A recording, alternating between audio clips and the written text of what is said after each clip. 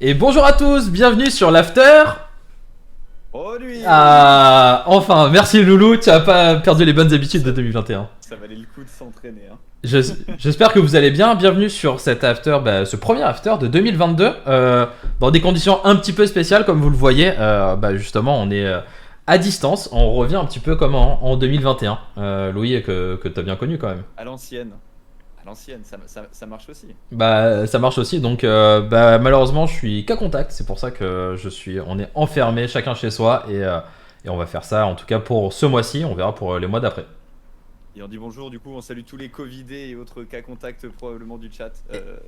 Voilà, courage. Et du coup, on va saluer tout le monde. Salut Jess, salut Andrea, salut Rem. Merci Tri pour l'abonnement Prime. Merci Jess pour dire bonjour. Merci Ground pour l'abonnement Prime. Merci Déborah, merci Az aussi pour l'abonnement Prime. Salut Rem, salut Vio. Merci pour les abonnements, c'est hyper cool. N'hésitez pas à suivre la chaîne. N'hésitez pas à aussi sub si vous le souhaitez. Ça vous donnera accès à certaines petites émoticônes. Bienvenue à nos invités. Comment est-ce que vous allez aujourd'hui? Bonjour Damien. Bonjour, moi ça va très bien. Je suis chez moi, mais tout va bien. Et bonne année, bonne santé. Bonne année à toi aussi. Ouais. Vous aussi. Je sais que tu me vous voyez. Important le respect. Mais comment ça va? Pas trop stressé? Oh non, tout va bien. Ça va. Non, aussi, ouais, on est terrible pour ces lives là. Et on accueille aussi Edouard. Et Edouard. Comment ça va, Edouard? Ça va bonne bien. Année. Moi, merci à toi aussi, Louis. Bonne année, Marcel. Bonne année, Damien. Bonne année, tout le monde. Moi, je me suis retrouvé chez Weevoo parce que j'avais envie de vous voir et en fait, je suis tout seul. C'est terrible. Au moins, t'as une bonne connexion. Et au moins, j'ai une super bonne connexion. On espère, on croise les doigts qu'elle tienne le temps de la soirée. Et mon petit loulou, comment vas-tu? Ça fait plaisir de se retrouver. Moi, je trouve c'est toujours le premier mercredi du mois. Je pense que c'est écrit dans l'agenda de pas mal de personnes et dans le mien essentiellement. Donc ça fait très plaisir. On revient pour tout péter en 2022. Voilà, avec une nouvelle émission, un beau plateau ce soir et des beaux sujets. Donc ça va partir. Et attention, Damien et Edouard, on a prévu de vous cuisiner ce soir. Voilà. Là, on va parler de plein de sujets. Donc ça va être grand moment. Du coup, Damien, est-ce que tu sais quelle est notre première rubrique sur l'after produit pour lancer un petit peu l'émission? Je me présente, c'est ça? C'est ça. On va parler de toi. On va lancer justement le tac au tac.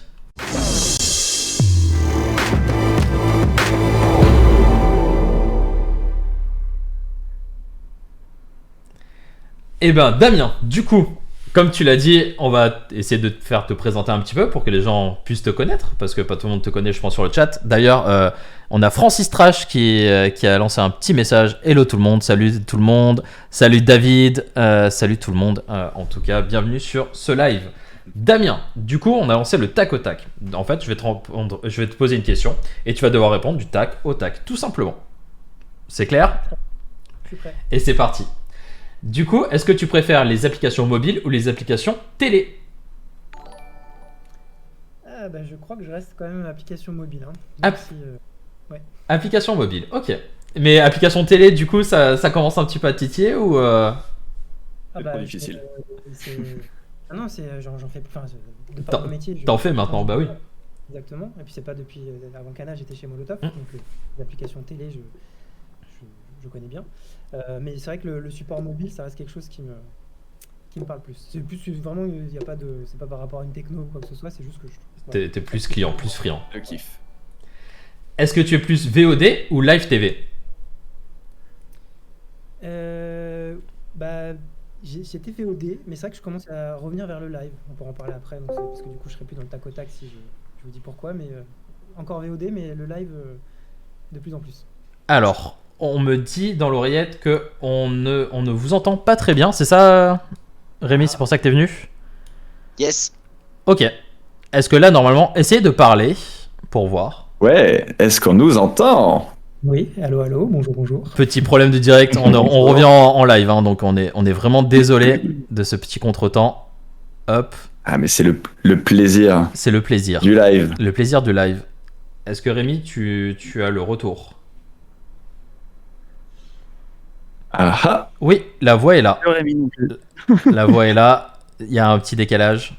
Faites des Moi, j'aime blagues bien dans le que chat. Rémi garde le J'aime Yes, bien que Loulou, on Rémi t'entend garde bien. le mystère de la voix et ne monte pas sa caméra Et- et qu'on ait que C'est la vrai. voix. Je trouve ça vachement bien. C'est toujours, tu vois, il reste dans le thème. Non, c'est bon, on nous entend beaucoup mieux. Malak qui nous dit, on nous entend beaucoup mieux, Vio aussi. Désolé tout le monde de ce petit problème de live. Donc, on en était à C'était fait VOD exprès. ou Live TV. Du coup, c'était pour voir si tout le monde était réveillé un petit peu dans le chat. D'ailleurs, Ouais, n'hésitez c'est pas ça. à vous poser vos questions, du coup. Donc, justement, Damien, pour répéter, est-ce que tu étais plutôt VOD ou Live TV? Et tu nous disais que tu étais un peu plus, tu redevenais Live TV. Ouais, VOD évidemment, parce que c'est. Enfin, depuis longtemps, mais je redécouvre les bienfaits du live. Ok. Depuis pas longtemps. Ouais. Ok. Et t'es plutôt. Vas-y, Loulou. Les chaînes classiques ou alors tu as testé des nouvelles méthodes de live TV, je pense à des concurrents peut-être, d'ailleurs c'est vrai de MyCanal, je sais pas à quel point on peut les nommer, mais toutes ces logiques de télé ultra personnalisées. En fait, il y a un truc, et je sais que je suis pas entre guillemets le seul, parce qu'on c'est quelque chose qu'on voit chez Canal aussi, c'est que on se retrouve tous devant des quantités monstrueuses de contenu. Et comment choisir, c'est très compliqué, malgré tous les algos, malgré tout ce qui est fait par tous les différents acteurs. Et en fait, le live, c'est une façon aussi de découvrir une sélection éditoriale humaine, voilà, qu'il y a des gens qui nous proposent quelque chose. Et du coup, je trouve ça assez intéressant de regarder ce qu'il y a sur les chaînes. Alors, évidemment, c'est un programme qui m'intéresserait pas en VOD, ce sera pas en live, hein, c'est pas le sujet.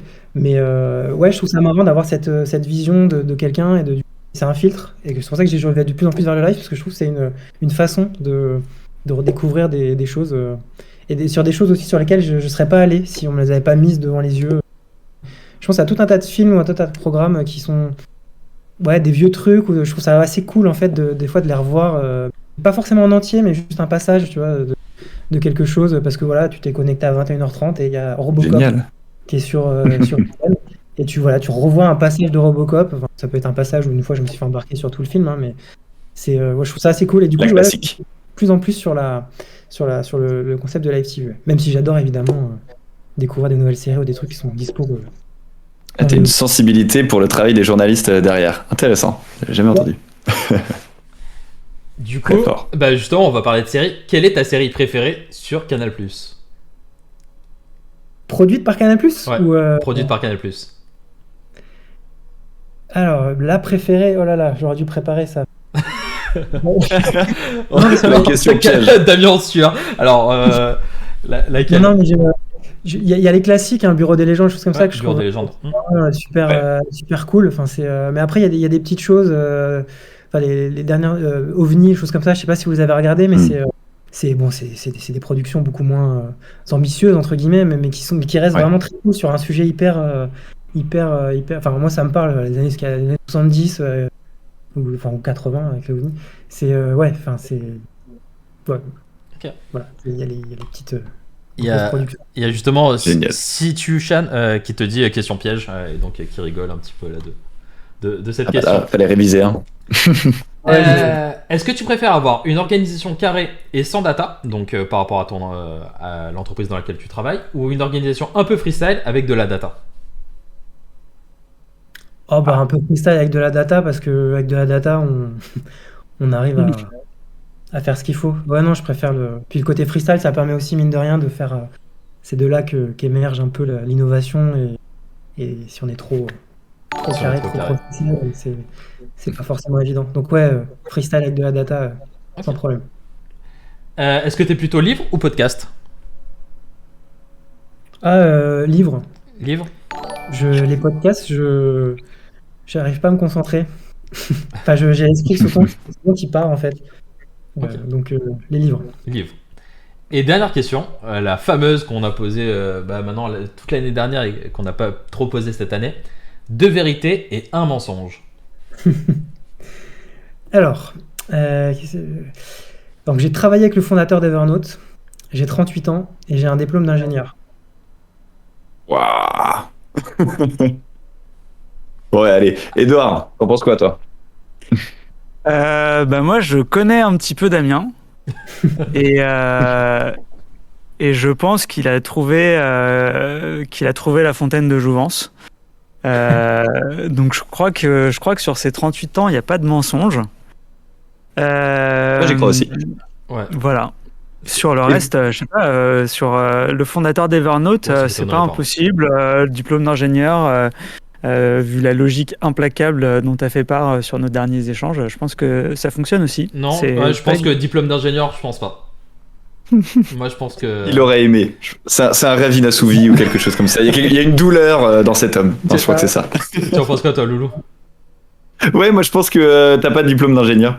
T'es plutôt. De toute façon, je me trompe complètement. Hein. Mais avoir bossé avec le fondateur d'Evernote, je trouve que c'est assez spécifique. 38 Ça. ans, allons-y. Et puis le diplôme d'ingénieur. Mais- Peut-être que t'as commencé, puis t'as basculé, t'as fini dans le commerce. 38 ans, Non, on dirait je- quand même qu'il en a 30. Je sais hein. pas. Il fait plus jeune Ouais, que c'est moi. bien.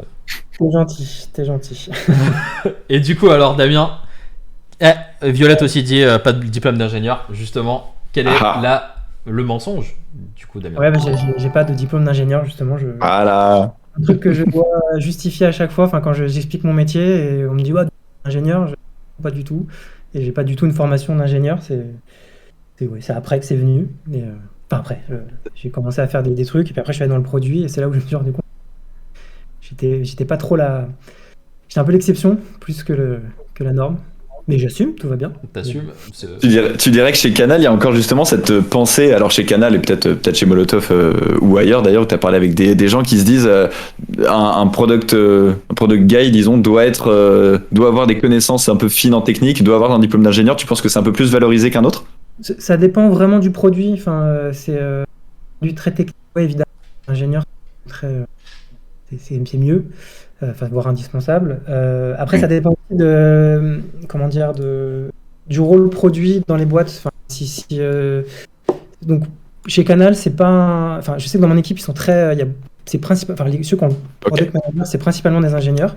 C'est plus l'historique de Canal. Hein, mais et c'est vrai qu'on est sur un produit, mine de rien, où il y a pas mal de trucs assez techniques derrière, donc c'est quand même mieux de comprendre ce qui se passe. Mais non, en soi, ça peut. Enfin, moi, j'ai déjà vu plein de gens je suis le premier, hein, qui n'ont pas comment dire, de diplôme Et qui d'ingénieur. s'en sortent. Ils sont capables. Par contre, il faut quand même monter sur l'aspect technique. Hein. Ça, je pense que c'est Mhm. indispensable. On peut pas ne pas le faire. Faut au moins comprendre comment ça Les marche. grandes lignes. Cool. Je suis bien d'accord. D'ailleurs, je voulais remercier Rem pour l'abonnement, Jordi qui a pris son 9e mois d'abonnement, qui a aussi offert Rem un abonnement à Robert. Merci à tous ceux qui suivent aussi la chaîne, Francis, Georges et ainsi de suite. Merci infiniment de suivre la chaîne, parce que c'est grâce à vous qu'on Merci. grandit. Edouard aussi, un petit mot d'abord sur toi avant de repasser un petit peu sur Damien. Qui es-tu? Comment est-ce que tu es arrivé ici? Yes, merci Marcel. Comment je suis arrivé ici? Je suis arrivé ici en novembre 2019, à peu près, avant le Covid. Ouais, je suis Weaver heureux grâce à la voix aussi. Donc je m'appelle Edouard, j'ai 31 ans. Avant Weavoo, je travaillais chez Numa sur les programmes de formation. Et ouais, j'ai rejoint Weavoo maintenant il y a un peu plus de 2 ans. Et très content, j'ai travaillé un petit peu sur une marketplace B2B de pièces auto qui s'appelle Partacus. Et là, en ce moment, je suis en mission chez Accor, le groupe hôtelier. Et qu'est-ce que je fais d'autre? J'ai monté avec Hamza, je ne sais pas s'il est là, mais je le salue. Hamza, avec lequel j'ai fondé le club de lecture chez Weavoo. Et justement, on en parlera un petit peu plus tard. Et puis avec Damien, Marcel et d'autres personnes qui ne sont pas forcément internes à Weavoo, on travaille justement sur un livre, mais je laisse le suspense faire le reste. Exactement. Et Belle Damien, présentation. belle présentation. T'es beau, Edouard, aujourd'hui, je trouve. Merci. Il y a justement, on te parle Compliment. du club. T'as un fan club, je crois, Edouard, dans le chat. Edouard, merci. Damien, qui es-tu? Comment est-ce que parce que maintenant, voilà, donc tu es actuellement CPO chez Canal+, mais comment est-ce que tu as fait pour en arriver là? Qu'est-ce que justement, on a parlé de tes premiers amours juste avant, et donc qui n'étaient pas du coup à l'école d'ingénieur, mais comment est-ce que tu as fait pour en arriver ici jusque là? Alors moi, faut voir. C'est pour ça que c'est intéressant de parler de mon âge, parce qu'au-delà on s'en fout en soi, mais c'est que du coup, quand je vais expliquer mon parcours, souvent les gens se disent, mais attends, qu'est-ce qui se passe là? Il a commencé quand il était en primaire. Mais du coup, ouais, moi, j'ai commencé en fait à bosser au début des années 2000, du coup, à une époque où le product management, en fait, c'était au tout début. Enfin, c'est-à-dire que ça commençait à devenir, alors, product management digital évidemment, parce que le product management, il existait bien avant ça. Mais moi, quand j'ai commencé à bosser, c'est un truc personne n'en parlait, ça n'existait pas. Et donc moi, j'ai commencé en étant, alors à l'époque, j'étais consultant, ça s'appelait chef de projet MOA. Je sais pas si ça vous parle. oui. Oui. Oui, La maîtrise d'ouvrage. Hein. la fameuse maîtrise d'ouvrage. À l'époque, c'est ce qui se faisait. J'ai travaillé ça sur des sujets e-commerce. Donc on était à une époque où les grosses boîtes, enfin les boîtes pardon, se demandaient s'il fallait ou pas aller sur l'e-commerce, s'il fallait ça paraît fou, mais c'était des problèmes de l'époque. Et donc voilà, moi j'ai commencé comme ça, en travaillant, en faisant de la MOA sur des sujets e-commerce. Donc je travaille chez Orange, chez Carrefour, je fais des trucs comme ça. Du coup, c'est pendant cette époque-là où j'ai découvert. Alors déjà, j'ai découvert les méthodes agiles parce que j'ai travaillé sur des projets agiles. C'est les premiers projets agiles en fait du moment. Et en faisant ça, du coup, je suis devenu product owner pendant mes premières missions. Et du coup, en faisant ça, j'étais baigné dans l'environnement digital et j'étais baigné avec tout un tas de gens qui étaient hyper passionnés par ce qu'ils faisaient, donc des designers. On était vraiment au début de tout ça, là. Enfin, on était après le premier crack de 2000, mais on était du coup, ces gens-là m'ont ouvert à l'esprit, m'ont emmené dans la France, m'ont fait. Et c'est là où j'ai découvert un métier qui commençait à devenir hyper important aux États-Unis. Donc, il y avait des Google, qui communiquaient en fait sur ce métier. Facebook. On est en quelle année là à peu près? Je sais plus, mais c'est début 2000. Facebook était déjà là. Alors c'est Facebook en MLC. Enfin, non, il n'y a même pas l'iPhone. Facebook, ouais, donc après, ouais. Au moment où le premier iPhone est sorti, ces trucs-là, tu vois. Je sais plus la date, je me rappelle de ça parce que j'avais fait 2009, je crois, premier iPhone. Un truc, voilà, début, un peu avant 2010. Donc voilà, en France, il n'y avait rien du tout. Donc j'ai découvert ce métier qui est aux États-Unis et je me suis dit, putain, ce truc-là, c'est vraiment la synthèse de tout ce que j'ai envie de faire, tout ce que j'aimerais faire. Donc j'ai commencé à me former là-dessus. Donc former, ça veut dire quoi? Enfin, ça veut dire que j'ai regardé en fait, le marché et j'ai vu tout ce qui me manquait. Donc c'est là que j'ai vu qu'il fallait savoir, il fallait savoir coder. Enfin, c'était mieux de comprendre comment ça marchait. Il fallait designer aussi. C'était un truc intéressant. Et je me suis dit, tiens, je vais m'y mettre sur mon temps libre. Donc là, juste pour la petite anecdote, j'ai appris à coder sur un site qui s'appelait le site du zéro. Dédicace. Mathieu Nebra. Mathieu Nebra, on lui dit bonjour. Je ne connais pas personnellement, mais je sais pas si je le remercie. Même si le c'est grâce à lui que j'ai commencé à faire ce que je fais aujourd'hui. J'ai commencé à designer et tout. Donc pendant plusieurs années, j'ai même vendu quelques sites. C'était assez marrant. Et en fait, un jour, l'opportunité est arrivée. L'opportunité de product manager est arrivée. Et donc je suis allé chez Photobox, donc boîte qui existe encore. Je sais pas si vous connaissez, hein, c'est de l'impression photo en ligne. Ouais. C'est super parce que c'était une boîte c'était une des seules boîtes, en fait c'est la fusion Photobox, c'est la fusion d'une boîte anglaise. Et donc du coup, moi j'ai eu la chance d'arriver déjà assez fort en product management parce qu'en fait il y avait mon manager, c'était un Américain qui avait appris le product management là, aux États-Unis, qui donc était arrivé qui nous apprenait ça en France. Donc j'ai vraiment eu la chance de travailler avec un mec comme ça qui m'a tout appris, qui m'a donné toutes les bases, qui m'a donné c'est là où j'ai découvert Marty Kagan, enfin bref, tous ces trucs-là. Génial.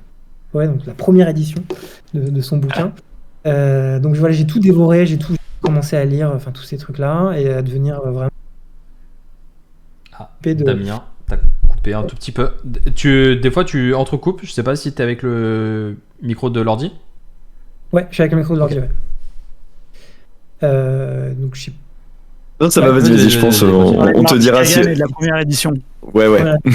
Tu peux reprendre. Donc du coup, chez Photobox, je me suis occupé pour la première fois, des premières apps mobiles de chez Photobox. Donc c'est là où j'ai fait ma première app mobile. Ensuite, après, je suis allé faire chez ING. Ok. ING Direct. Et après, je suis allé chez Molotov, où j'ai fait pareil. du produit là-bas. Donc là, c'était une aventure complètement folle. Je sais pas si on va en reparler à un moment donné, mais c'était sacrée aventure. Et c'est là après, donc, je suis allé chez Canal. C'est là où j'ai travaillé avec le fondateur d'Evernote, justement, pendant 6 mois sur une histoire de un startup studio et tout. Enfin bref, on pourra en reparler s'il faut. Mais globalement, voilà, j'ai fait beaucoup de produits, enfin pratiquement que ça. Ça fait plus de presque 13, enfin ouais, je sais plus, j'ai pas compté, là, 14, 15 ans maintenant là que je fais du produit. Donc je l'ai fait dans des grands groupes, dans des petites structures. Génial. Je suis passionné par ça. Et il faut être passionné de produit, je trouve, pour faire ce job. Gros parcours. Mais c'est un très beau parcours, génial. Je propose qu'on attaque justement directement le premier sujet. Tu viens d'en parler un petit peu, Damien, avec ton parcours finalement. Donc le premier sujet, comment on insuffle une culture produit dans un grand groupe. T'en as connu, tu viens de parler de ING Direct, là, Canal, carrément grand groupe également. Molotov, c'était peut-être un peu plus petit. Pour même démarrer avec les bases, pour vous, messieurs, une culture produit déjà, si on reprend les bases, qu'est-ce que c'est? Peut-être de ton côté, Damien, qu'est-ce que c'est une culture produit et est-ce que tu as réussi alors? Et alors, comment ça se passe chez Canal, quoi? Est-ce que tu as réussi à l'insuffler? Je pense qu'effectivement, la culture produit, c'est important de parler de la définition.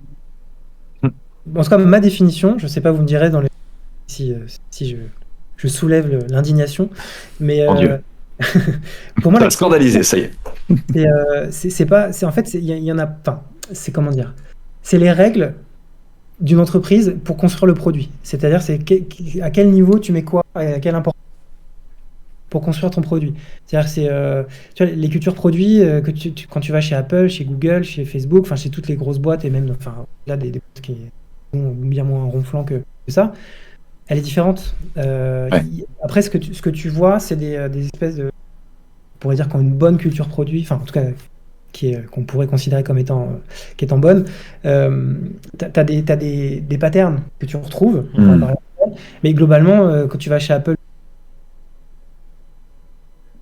ça n'a rien à voir. Donc déjà pour moi, la culture produit, là, c'est les règles de l'entreprise pour créer le produit. Et les règles acceptées et partagées par tout le monde. Et ça, c'est pas une question de grand groupe déjà, ou de petites entreprises, parce que je l'ai vécu dans des boîtes où si on n'est pas d'accord sur la place de la data, sur la place du design, sur la place du développement et tout ça, tu peux rentrer dans des trucs complètement des débats sans fin, où ton produit au final il en pâtit. Si c'est pas la qualité, si quelqu'un te dit c'est d'abord la qualité qui prime, non c'est le design, non. Au final tout est important, c'est pas le sujet, mais c'est comment tu priorises, quelle est la place, tu fais quoi, et en fait voilà, tout ça c'est des règles que tu peux écrire, que tu peux imprimer, que tu peux afficher, mais c'est du coup voilà, comment tu fais ton produit. Ça c'est pour moi, et du coup c'est ça la culture produit qu'il y a derrière. Parce qu'après on peut arriver à des bons produits. Je disais, Apple et Google ils ont pas du tout la même façon. Pourtant au final, est-ce que c'est mieux Apple ou Google? Chacun a sa méthode. Ça reste quand même. Enfin, je pense que voilà, c'est propre les deux. Complètement. Marcel, toi, quand t'entends ça, tu es indigné ou pas? Non, non, mais on en avait déjà parlé quelques fois, je pense, avec Damien. Et pour moi, que tu sois en startup, scale-up ou grand groupe, c'est pas ça qui va faire ta culture produit. On en parle souvent avec nos consultants qui, des fois, on peut rêver de start-up et se dire waouh, ça va être génial. Et en fait, dans certaines startups, en fait, finalement, on est extrêmement drivé par du projet. On veut juste recopier les autres et ne pas faire du produit. Et du coup, il n'y a pas forcément une vraie culture produit, alors qu'on est dans une startup où là, tout devrait être en effervescence. Donc, je suis complètement d'accord avec Damien, du coup. Ton côté, Edouard. Moi, il y a un truc sur lequel, je suis content que tu l'aies énoncé, Damien, mais j'avais un peu cette idée-là quand j'ai vu la question. Insuffler une culture produit, je me disais, mais avant de l'insuffler, il faut la construire, et c'est un peu ce que tu disais. Moi, ce que j'aime bien dans cette idée de culture produit, c'est qu'il faut la faire sienne, quoi. Ma crainte, c'est plutôt d'entendre le copier-coller de quelque chose qui existe ailleurs et qu'on veut reproduire. Je pense que quel que soit le sujet, produit, pas produit, copier une culture, généralement, ça peut être des greffes qui prennent mal ou qui prennent pas. Et donc, j'aime bien cette idée de d'abord la construire soi-même. Et donc Ouais. ça, là-dessus, je suis content de t'avoir entendu dire ça, parce que c'est vraiment la question que je me suis posée. Comment tu construis toi-même en fait ta culture produit, et comment tu continues de la faire grandir, comment tu la fais évoluer. Et c'était un peu la question d'ailleurs que je me posais, c'est à quel moment tu considères que elle est suffisamment construite pour pouvoir l'insuffler au reste de ton entreprise. Et ça, j'avoue que j'ai pas encore la réponse. Mais voilà. Essayer à une réponse, enfin, en tout cas par rapport à ce que je vis chez Canal+, parce que c'est justement, je pense que la culture produit, elle est en construction permanente. Enfin, c'est que tu vois, si on prend le Canal, hein, c'est mine de rien, mettre une culture produit chez Canal+, c'est pas évident, parce que il y a une histoire. Canal+, ça a été créé en 84. Pas du tout sur du produit. Enfin, à la base, c'est une chaîne télé avec vous connaissez, hein, avec des programmes iconiques. Enfin, tu vois, des trucs, les nuls, tout ça. Enfin, c'est Canal+. Enfin, c'était complètement fou. Ouais. Donc, il y avait une culture complètement très très forte. Enfin, à l'époque, en tout cas, qui est différente de celle de maintenant, parce que forcément, ça a évolué. Ouais. Mais du coup, et en plus, il y a eu plein de phases. Enfin, chez Canal, il y a eu plein de phases. Et là, maintenant, on est dans la phase. Il y a effectivement le produit, la plateforme prend une place qu'elle n'avait pas avant. Mais il ne faut pas renier, il ne faut surtout pas oublier que ce qu'on vend avant tout, c'est et que du coup, donc voilà, il faut arriver à trouver la place de la culture produit. Donc je pense qu'il y a plein d'entreprises historiques, enfin en tout cas qui ont un historique, qui ont cette problématique, c'est que comment ils ont leur succès, ils l'ont construit sur. Maintenant, il y a une vague qui arrive, qui est indispensable. Tout le monde l'apprend, il n'y a pas de problème. Mais après, c'est du coup comment tu l'intègres dans l'existant. Et je te parle de ça parce que je le vois bien en fait sur certains sujets où on doit on travaille avec ce qu'on appelle des historiques Canal+, tu vois, des gens qui étaient là dans les autres phases. Typiquement, il y en a qui te disent voilà, si Canal+ avait regardé la data à l'époque, on n'aurait jamais fait les programmes Plein de qui ont été choix. faits, on n'aurait jamais fait ce qui avait été fait. C'est vrai. Mais maintenant, voilà, c'est comment du coup on arrive à aussi la Canal, c'est il y a toujours ce côté complètement dingue, un peu de genre on se pose pas de questions, on y va, on fait des trucs. Voilà, il y a des trucs complètement fous. C'est ça qui fait aussi toute la beauté, je pense, de cette boîte. En tout cas, moi que j'adore. Et donc, c'est comment en fait tu arrives à créer cet environnement où voilà, il y a quand même des trucs sur le produit abordé, voilà, Dis-moi. test utilisateur, enfin, Ouais. pas de faire des choses très très carrées, très scientifiques, très processées, tout en essayant de faire garder qui a fait le succès de Canal. Et c'est comment on arrive à le garder, à le transcrire sur du produit. Voilà, c'est tout ça. Et donc, du coup, comment tu fais c'est parce que tu peux pas arriver un jour, alors c'est pareil partout, tu peux pas arriver en disant bon, alors voilà les 6 principes, maintenant c'est comme ça. Ouais, c'est ça. Ouais, voilà, la data, tu vois, chez Canal, c'est un sujet. C'est un sujet de voilà, à quel point. Moi, ce que j'aime bien dire, c'est qu'on n'est pas data-driven, on est data informed. Tu vois, c'est informed.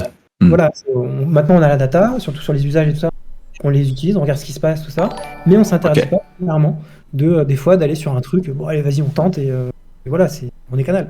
Alors, c'est super intéressant ce que tu dis. Je reformule peut-être un tout petit peu parce que tu as des petites sautes de voix, Damien. Mais non, du coup, ce que tu dis, c'est effectivement être data informed, finalement, prendre des décisions qui sont sensées, mais pas à 100% drivées par la donnée, parce que sinon, l'esprit Canal, finalement, un peu fou, peut être un petit peu forcé, enfin un petit peu cadré, justement. Pour revenir un petit peu finalement sur ce qu'est le produit, et en tout cas ma vision, si on oppose souvent d'ailleurs projet et produit, le produit tend à créer la valeur, le projet c'est quelque chose finalement d'assez rassurant, je pense, pour une certaine typologie de personnes, avec le côté planning, les anciens cycles en V, etc.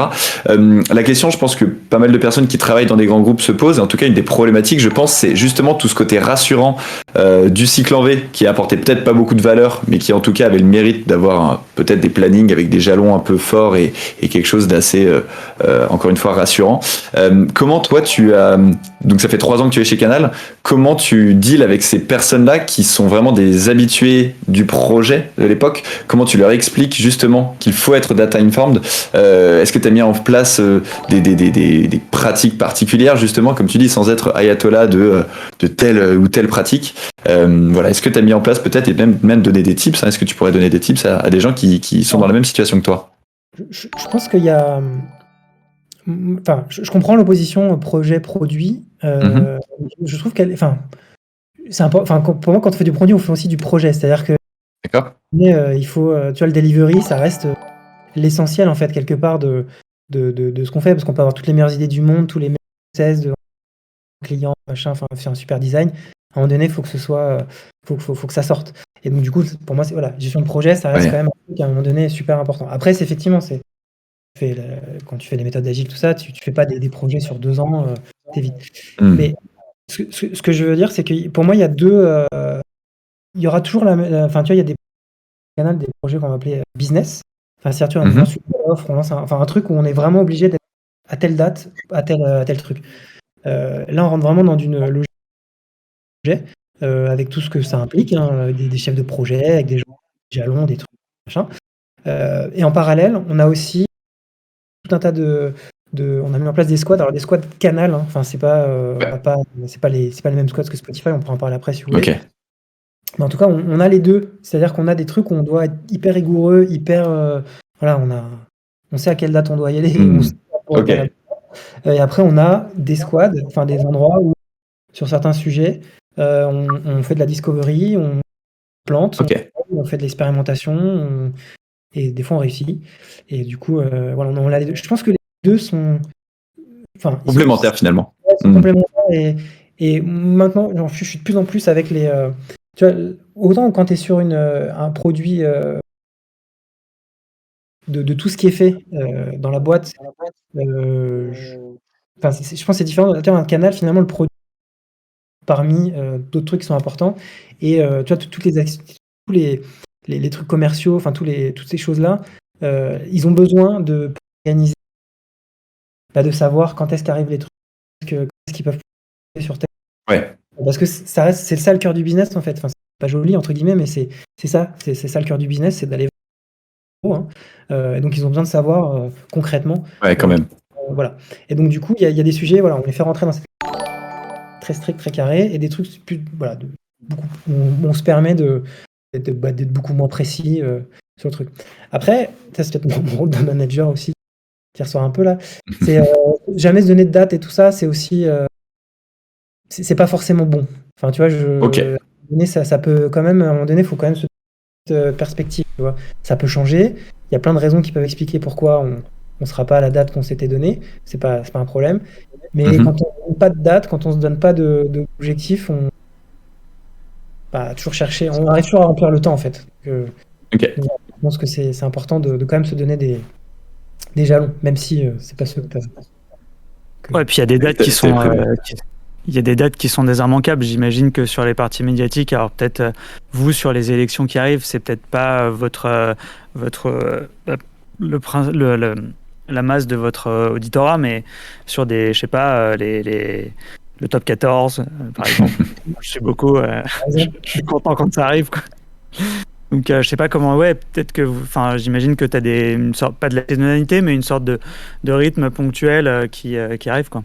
Si, bien sûr, il y a il y a un calendrier, hein. Enfin, il y a des moments dans l'année qu'il faut pas rater, où clairement, les calendriers sont liés à des pics de vente, hein. Les pics de vente sont liés à des types de contenus qui sont disponibles ou qui commencent, hein. Enfin, tu vois, pour le sport, la rentrée, tout ça, c'est super important.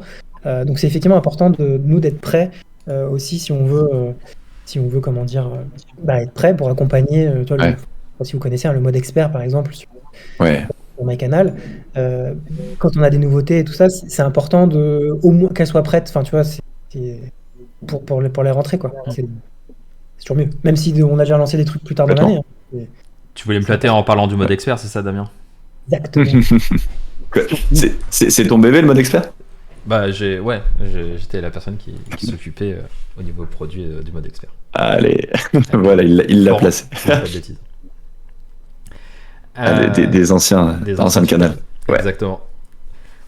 Et est-ce que tu pourrais donner justement, tu vois, un conseil, Damien, pour des PM, pour insuffler, tu vois, une culture produit peut-être dans un groupe où il n'y a pas forcément de produit.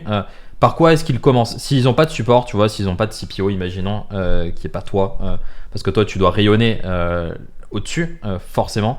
Comment est-ce qu'un PM pourrait faire pour déjà apporter, tu vois, les premières pierres qui vont faire peut-être changer des mentalités au sein des équipes et au sein des stakeholders qui voient un petit peu les bénéfices du product management? Ah bah, je pense que, et là, c'est pas une question de tout le monde doit le faire et tu peux le faire. Je pense que c'est par l'exemple. Enfin, tu vois, c'est la théorie, tout ça, c'est très cool. Tu vois, d'expliquer la data, design, tout ça. Mais il n'y a rien de mieux que de montrer les choses concrètes. Et en fait, je vois chez Canal, il n'y a rien de mieux. Tu vois, enfin, en gros, c'est rare qu'on te dise non pour faire un test utilisateur. Tu vois, si tu expliques que c'est toi qui vas le faire, que ceci, que cela, enfin, les gens, enfin, c'est rare que tu n'arrives pas à te démerder. Et puis même si tu n'as pas le budget pour faire venir les gens toi-même et tout, enfin, il y a tout à se débrouiller. Par contre, quand tu fais venir des clients, que tu leur montres un prototype et que tu fais venir des gens, moi, rien de plus, notamment mon chef, qui est venu, qui a regardé, qui a vu ce que c'était. Là, ça change tout. Enfin, tu vois, il y a vraiment comment dire, une grosse différence. C'est pareil chez Photobox. Enfin bref, dans toutes les boîtes où j'ai utilisé ce tricks, c'est qu'il faut, voilà, en tout cas, il faut être très concret. C'est-à-dire qu'il faut montrer les choses concrètement, de comment ça marche. Tu peux annoncer tout ça, c'est cool, et écrire ce que tu veux faire, c'est super. Mais c'est vraiment, tu vois, les principes de faire ça avec le client, d'aller dans la data. Faut montrer par l'exemple. Et en fait, je dis ça parce que je pense que c'est comme ça que ça se passe chez Canal, parce que je n'ai pas la prétention de dire que ça y est, maintenant, on a une culture produit que tout le monde respecte, enfin que tout le monde respecte, tout le monde est d'accord avec et que ça fuse. Ouais. Mais en fait, au fur et à mesure, en fait, t'emmènes les gens avec toi comme ça. C'est-à-dire que tu fais des tests. Ok. Sur la data aussi, tu vois, on a mis en place le bon outil pour traquer tout ce qu'on voulait faire. Et en fait, au fur et à mesure, enfin tout ce qu'on voulait, pardon, et au fur et à mesure, maintenant, en fait, concrètement, en fait, voilà pourquoi interface, en tout cas de ce produit au-delà de l'interface. Pourquoi on le fait? On fait un A/B test. Du coup, on montre, voilà, si on avait fait ci, voilà les différentes versions qu'on a. Voilà les résultats. Enfin, du coup, c'est très concret. Et en fait, j'ai l'impression, c'est comme ça qu'on construit en fait au fur et à mesure la culture qu'on met en place. Et en fait, et je sais qu'il y a de plus en plus de gens qui s'attendent en fait maintenant à ce que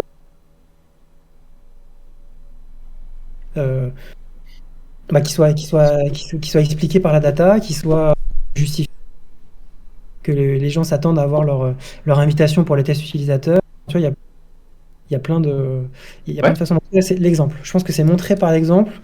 Et annoncer, c'est sympa, mais c'est pas trop c'est plus après le truc que tu refais le paquet cadeau. Et ça semble être accepté. Et donc, bon, on est d'accord qu'on continue, quoi. Ok, donc c'est tous à notre niveau, qu'on soit PO, PM, chef de projet, MOA, même des développeurs, j'imagine, enfin toute personne en tout cas d'équipe produit, je pense qu'ils peuvent pousser à leur niveau, quoi. C'est un peu ce que tu dis, et c'est qui que tu sois, tu peux mettre en place des bonnes pratiques, organiser un atelier design thinking, j'imagine, on peut aller assez loin en fait, utiliser toutes les nouvelles méthodes qui sortent tous les jours à notre niveau. Et c'est en fait, c'est comme, je trouve que le produit, c'est comme faire un produit, en fait, il faut y aller petit à petit. Tu as ta vision, tu sais où tu veux aller, tu sais tu sais, enfin, tu penses savoir ce que tu veux faire et tu as à peu près l'idée de comment tu veux y aller. Et tu vas petit pas par petit pas, parce que tu verras qu'à un moment donné, il faut aller plutôt à droite alors que tu voulais aller à gauche. Il y a des gens qui vont tout de suite adhérer à des sujets, il y en a d'autres, tu vas voir qu'en fait, pas du tout. Tu vas comprendre, tu vas analyser pourquoi, tu vas oui, là, c'est un problème RH, là, c'est d'accord. un problème de machin. Donc, c'est de comprendre et c'est de construire comme ça. En fait, il y a quand même un truc hyper. Faut avoir en tête, c'est on n'est pas dans des associations, on est là pour faire du business. Et en fait, la seule chose qui compte à la fin, c'est. Et donc, c'est comment tu arrives à. Parce que si tu pars dans des plans, dans 3. Ouais, ok, super. Les business, ils sont des roadmaps à. Ouais. Faut les chiffres, il faut qu'ils tombent maintenant. Donc, c'est comment tu arrives à. De la valeur tout de suite. Et ça peut être des petites choses, bien sûr. Et la valeur, c'est pas forcément comment tu vas faire la nouvelle feature en 2 semaines. C'est comment tu vas permettre. C'est plein de choses en fait. Tu parles des ateliers design thinking. C'est comment tu mets en place des façons de mieux intégrer le business dans tes réflexions quotidiennes. Comment tu les préviens mieux. Enfin bref, il y a plein de choses à faire. On prouve la valeur, quoi. Ouais, ça apporte de la valeur tout de suite. Super, bah écoute, non bah top. Je propose peut-être, si tu as, est-ce que tu as le temps un peu de faire de la veille, toi, de la veille produit. Est-ce que messieurs, vous avez un petit peu le temps de faire de la veille produit? Oui, bah oui. Un petit peu. Oui, Oui. Et toi, En fait. et toi, Edouard? Moi, j'ai un super Slack qui n'arrête Ah. pas de regorger de veille produits chez Weevoo. Et sinon, à titre vraiment perso, ouais, un peu. Mais alors, peut-être côté culture canal, un peu de façon aléatoire. Je sais pas, ça arrive par magie ou quand je charge des trucs, mais j'évite de trop me mettre des œillères et regarder qu'un seul truc. Genre, je passe pas ma vie sur Product Hunt, quoi. Mais, Sans mais les j'aime citer. bien quand quand en parlant, on m'envoie des informations. Bon, bah écoute, on va. Ça te va, Marcel? On lancerait pas le Et petit on rewind? lance le rewind produit, tout simplement le C'est premier parti. de l'année 2022. Hop. Et ouais, bonne année le rewind, bonne année la boire. Hello la communauté Hop. produit. Alors, On vous on a l'avait quelques promis, entre deux coupures coupes de- de champagne, l'équipe du Rewind a gardé un œil sur l'actu. Alors pour démarrer l'année sur de bonnes bases, quoi de mieux qu'un petit récap de la fin d'année? Mesdames et messieurs, le Rewind, saison 2, 4ème, en route pour 2022. Commençons ce Rewind en mettant à l'honneur une jeune pousse qui nous vient tout droit de Limoges. Facility est la seule start-up française sélectionnée au concours de pitch de Slush, la plus grande conférence de start-up d'Europe du Nord. Lancée en 2018 et en collaboration avec de nombreuses associations, la start-up propose 23 filtres pour un meilleur confort visuel, cognitif ou moteur. Implémentée sur 500 sites et utilisée aujourd'hui par près de 950 000 utilisateurs, Facility a pour ambition de s'exporter à l'international et de faire rayonner l'inclusivité et le savoir-faire français. Que serait un rewind produit sans son sujet crypto-monnaie ? Ce mois-ci, c'est Ledger qui fait la une de la presse spécialisée avec l'annonce d'une carte bancaire directement connectée à un portefeuille de crypto. On y met du Bitcoin, de l'Ethereum ou n'importe quelle autre crypto-monnaie et on l'utilise dans n'importe quel commerce grâce au change automatique en monnaie fiduciaire. En clair, on achète son pain en Dogecoin ou sa place de ciné en Stellar. Elle est pas belle la vie ? Et si je vous disais que Nike vient de racheter une marque au nom imprononçable, vous me diriez et alors ? Et si je vous disais que ce studio conçoit des chaussures virtuelles vendues via NFT et à destination du métavers ? Waouh ! Récemment, ce sont 600 paires bien réelles qui ont été vendues avec leurs alter ego NFT et le tout en 6 minutes pour un montant de 3,1 millions de dollars. Au-delà de la marque, c'est bien sûr un savoir-faire que le groupe rachète avec l'ambition d'en faire bénéficier ses autres marques. Un rachat emblématique de l'actuelle double déferlante NFT métavers sur laquelle tout le monde veut surfer. Et en l'occurrence, il nous avait bien prévenu avec ce Just Do It. Alors qu'en 95, 37% des développeurs aux États-Unis étaient des femmes, elles ne représentent aujourd'hui plus que 24%. La mission que s'est fixée Girls Who Code est de donner envie aux jeunes filles de coder. Et quoi de mieux que d'apprendre à coder en s'amusant avec ses clips préférés ? Le site vous permet de customiser le clip de Doja Cat de manière interactive. Changer les ongles de la reine en CSS ou créer une pluie de pétales en Python, c'est vous le DA. Une initiative qui pourrait rendre les langages informatiques plus attractifs et enfin créer des vocations. Si Noël rime souvent avec bienveillance, générosité et solidarité, les Nations Unies ont eu bien raison de nous remettre à notre place. Un rapport récemment publié nous rappelle que pas moins de 37% de la population mondiale, soit 2,9 milliards d'êtres humains, n'ont tout simplement jamais mis les pieds sur Internet. Aussi, à l'heure où nous commandons nos cadeaux de Noël depuis nos smartphones, partageons nos vœux sur les réseaux sociaux et prenons rendez-vous pour notre 3e dose sur Internet, essayons de penser à ces 3 milliards d'êtres humains. Début d'année oblige, parlons bonne résolution, ou plutôt mauvaise résolution. Microsoft a ainsi décidé d'afficher dans Edge des messages vantant son navigateur, et ce, lorsque l'utilisateur se rend sur la page de téléchargement de Google Chrome. Probité oblige, rappelons que Google joue à armes égales avec des pop-ins adressés aux utilisateurs de ses services, mais depuis d'autres navigateurs. Tout cela sent un peu le dark pattern et nous fait dire que la guerre des GAFAM ne s'arrêtera donc pas en 2022. Oubliez League of Legends et Fortnite, l'événement e-sport de cette fin d'année était sans conteste la finale du championnat du monde de tableur Excel. Bon ok, peut-être pas, mais avec son tableau des scores, ses matchs à élimination, ses commentateurs en direct et pas moins de 250 000 spectateurs, la Financial Model World Cup a clairement de quoi jouer dans la cour des grands. La scène e-sport ne s'arrête donc pas au seul jeu vidéo et a donc encore de beaux jours devant elle. À quand une compétition de nettoyage de backlog produits ? Tu vois ce stress quand tu t'approches de ta voiture et que tu n'arrives pas à retrouver tes clés ? C'est terminé, Google has the solution. L'entreprise travaille sur une application qui permettra de verrouiller, déverrouiller et même de démarrer sa voiture à l'aide de son smartphone. Du moins, si tu as une BMW compatible et un Android adapté. Des chercheurs qui cherchent, on en trouve. Des chercheurs qui trouvent, on en cherche. Les médecins du monde entier peuvent désormais compter sur un nouvel allié, l'intelligence artificielle. Basée sur l'apprentissage automatique transformationnel, cette méthode pourrait bientôt changer des vies. Techno déjà utilisée par Netflix ou Tinder, l'IA apprend de ses erreurs et s'attelle désormais à la conception de nouveaux médicaments. De quoi nous faire avaler la pilule de cette année 2021. Et pour finir ce rewind, vous êtes plutôt... 92% des internautes utilisent les emojis et il en existe à ce jour pas moins de 3663. Le consortium Unicode a d'ailleurs publié ce mois-ci son palmarès des emojis les plus utilisés en 2021. Applaudissons. Qui sont les 10 emojis les plus utilisés ? Big up à qui passe de la 114e place à la 25e place et à qui passe de la 97e à la 14e place. Promis, l'an prochain, vous ferez mieux. Le Rewind, c'est fini pour ce soir. L'équipe vous souhaite le meilleur pour l'année à venir et vous donne rendez-vous pour une 5e dose le 2 février. D'ici là, stay tuned.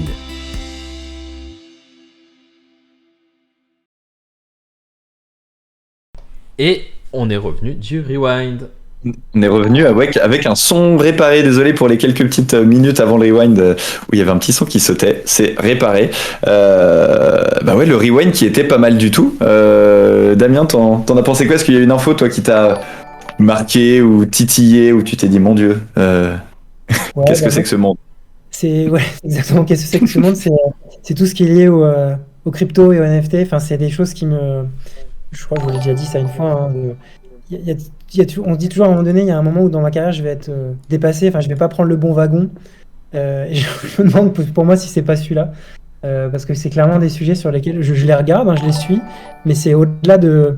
Je comprends techniquement, mais ça me dépasse un peu. Ça me dépasse totalement. Je suis pas du tout client de ces trucs-là. Donc je regarde toujours ça avec beaucoup de. Waouh. Je connais des gens qui ont gagné beaucoup d'argent avec ces trucs-là. C'est concret, hein, mais j'ai pas le wagon et je vois vraiment pas le. C'est pas mon truc, quoi. Justement. C'est pour ça que je trouve. Ah bah vas-y. Oui. Non, mais c'était pour remercier les subs parce que là on a énormément de subs. Du coup, c'était pour remercier toutes les personnes qui sub à la chaîne, sachant que maintenant on est vraiment indépendant. Donc merci infiniment à toutes les personnes. Il y a vraiment une pluie de subs. Je ne sais pas d'où ils viennent, mais merci infiniment, vraiment. Merci beaucoup. Ils ont droit aux emotes avec ta tête, je crois, Marcel, en plus. Mais c'est pour ça aussi. Et c'est pour te voir, oui. Et t'allais dire, excuse-moi, je t'ai coupé, mon petit loulou. Ça spamme des emotes. Non, ce que je voulais dire, c'est, pour donner mon avis, moi, sur les Rewind, je te rejoins, hein, moi, ça fait peu de temps que je m'y intéresse. Ce qui est très cool, c'est d'enfin voir l'application concrète avec Ledger dans la vie de tous les jours. Alors moi, je l'ai découvert vraiment avec le Rewind, mais le fait d'acheter son pain avec sa carte crypto qui converti directement, ça c'est une application concrète et là on se dit ok, là ça peut avoir du sens et in fine ça va peut-être arrêter d'être une bulle spéculative et de pas d'être que de la spéculation où les gens ils en achètent juste pour essayer de faire de l'argent, mais peut-être avoir une application concrète. Moi c'est ça qui m'a plus marqué. Et toi Edouard, t'as un autre sujet? Moi, il y a deux trucs que je m'étais noté. J'avais la stat sur les codeuses. Alors, 1995, j'avais 5 ans. Je n'ai pas trop vu la baisse du nombre de codeuses. Mais je m'attendais pas à ça, en fait. Je m'attendais à ce que ce soit l'inverse. En France, on entend des trucs sur Women in Tech. Le fait, justement, d'avoir il y a Ironhack, je crois, qui a fait des choses sponsorisées pour justement avoir plus de femmes qui viennent coder, donc je trouvais ça étonnant. Surtout Ada Tech School qui est venu dans... Avec le Marie. Exactement. Ouais.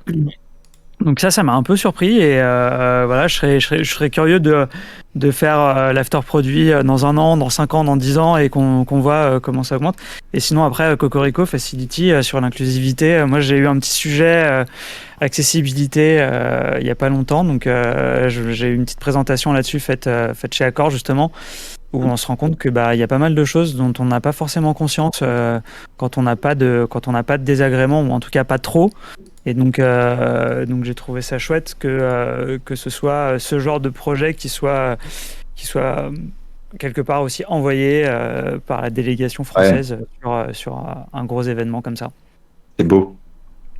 Toi, Marcel, Ouais, non. ce premier rewind de Ce 2022. premier rewind de 2022 qui était magnifique. Et moi, j'ai bien aimé aussi Nike parce que j'avais suivi justement un petit peu la hype avec les chaussures qui sont et en NFT et tu les as dans la vraie vie. Et c'est quand même assez grave. stylé. Après, on parlait des NFT. On en parlait avec Damien. Moi, je suis un peu un collectionneur aussi déjà de base, donc c'est sûr que c'est quelque chose qui m'intéresse un petit peu. Mais c'est vrai que aussi pour les femmes dans la tech. D'ailleurs, Damien, vous avez beaucoup de développeuses. À l'époque, je sais qu'il y avait quelques développeuses côté front. Mais est-ce Non, c'est clairement un vrai souci. C'est des chiffres qu'on regarde, hein. Enfin, tu vois, on les a, hein. Mais c'est la réalité du marché, entre guillemets, c'est que tu reçois. Enfin, t'as pas les CV, en fait. Enfin, tu vois, de gens qui. Ouais. Oui, c'est même en avant, c'est en amont. C'est pour ça que arriver d'avoir des écoles qui, Ouais, c'est génial. de femmes, c'est quand même cool. Mais Tandis que ouais, dans il y a le une produit, vraie c'est plus volonté. scindé, j'ai l'impression. Alors, effectivement, là, je parle effectivement côté tech. Ouais, côté tech, quand même. Très marqué, côté tech, enfin, tech, en tout cas développement, parce que côté développement, c'est très marqué. Effectivement, c'est compliqué de trouver des profils de femmes. Féminin. Féminins.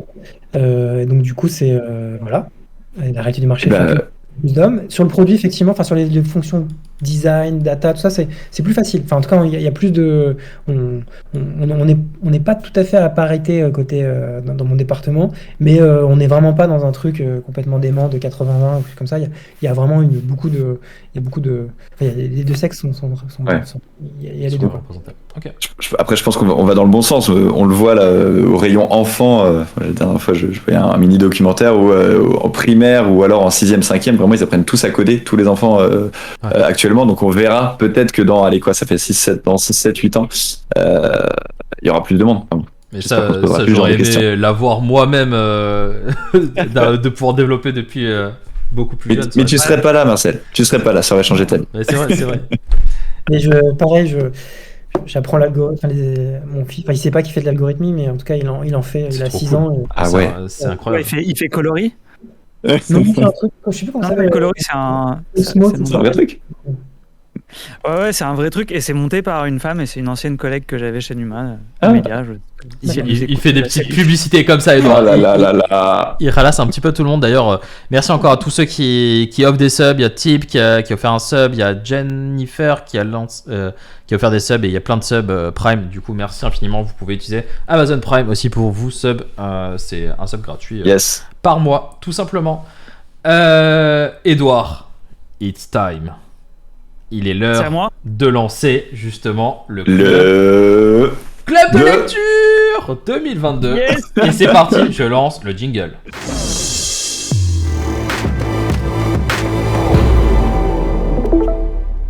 Je partage mon écran. Hein. Et oui, tu partages bien Yes. ton écran et on voit ton écran, c'est magnifique. Nickel. Twitch, Magnifique. c'est beau. Ok. C'est à moi. Oui. Je parle. C'est parti. Ok. Vas-y, Edouard, Ok. deuxième édition Ok. du club de lecture. Prêt. Le club de lecture. Alors, qu'est-ce que c'est que le club de lecture chez Weevoo C'est comme son nom l'indique, un club de lecture où on a des lectures en rapport avec notre milieu, mais pas que.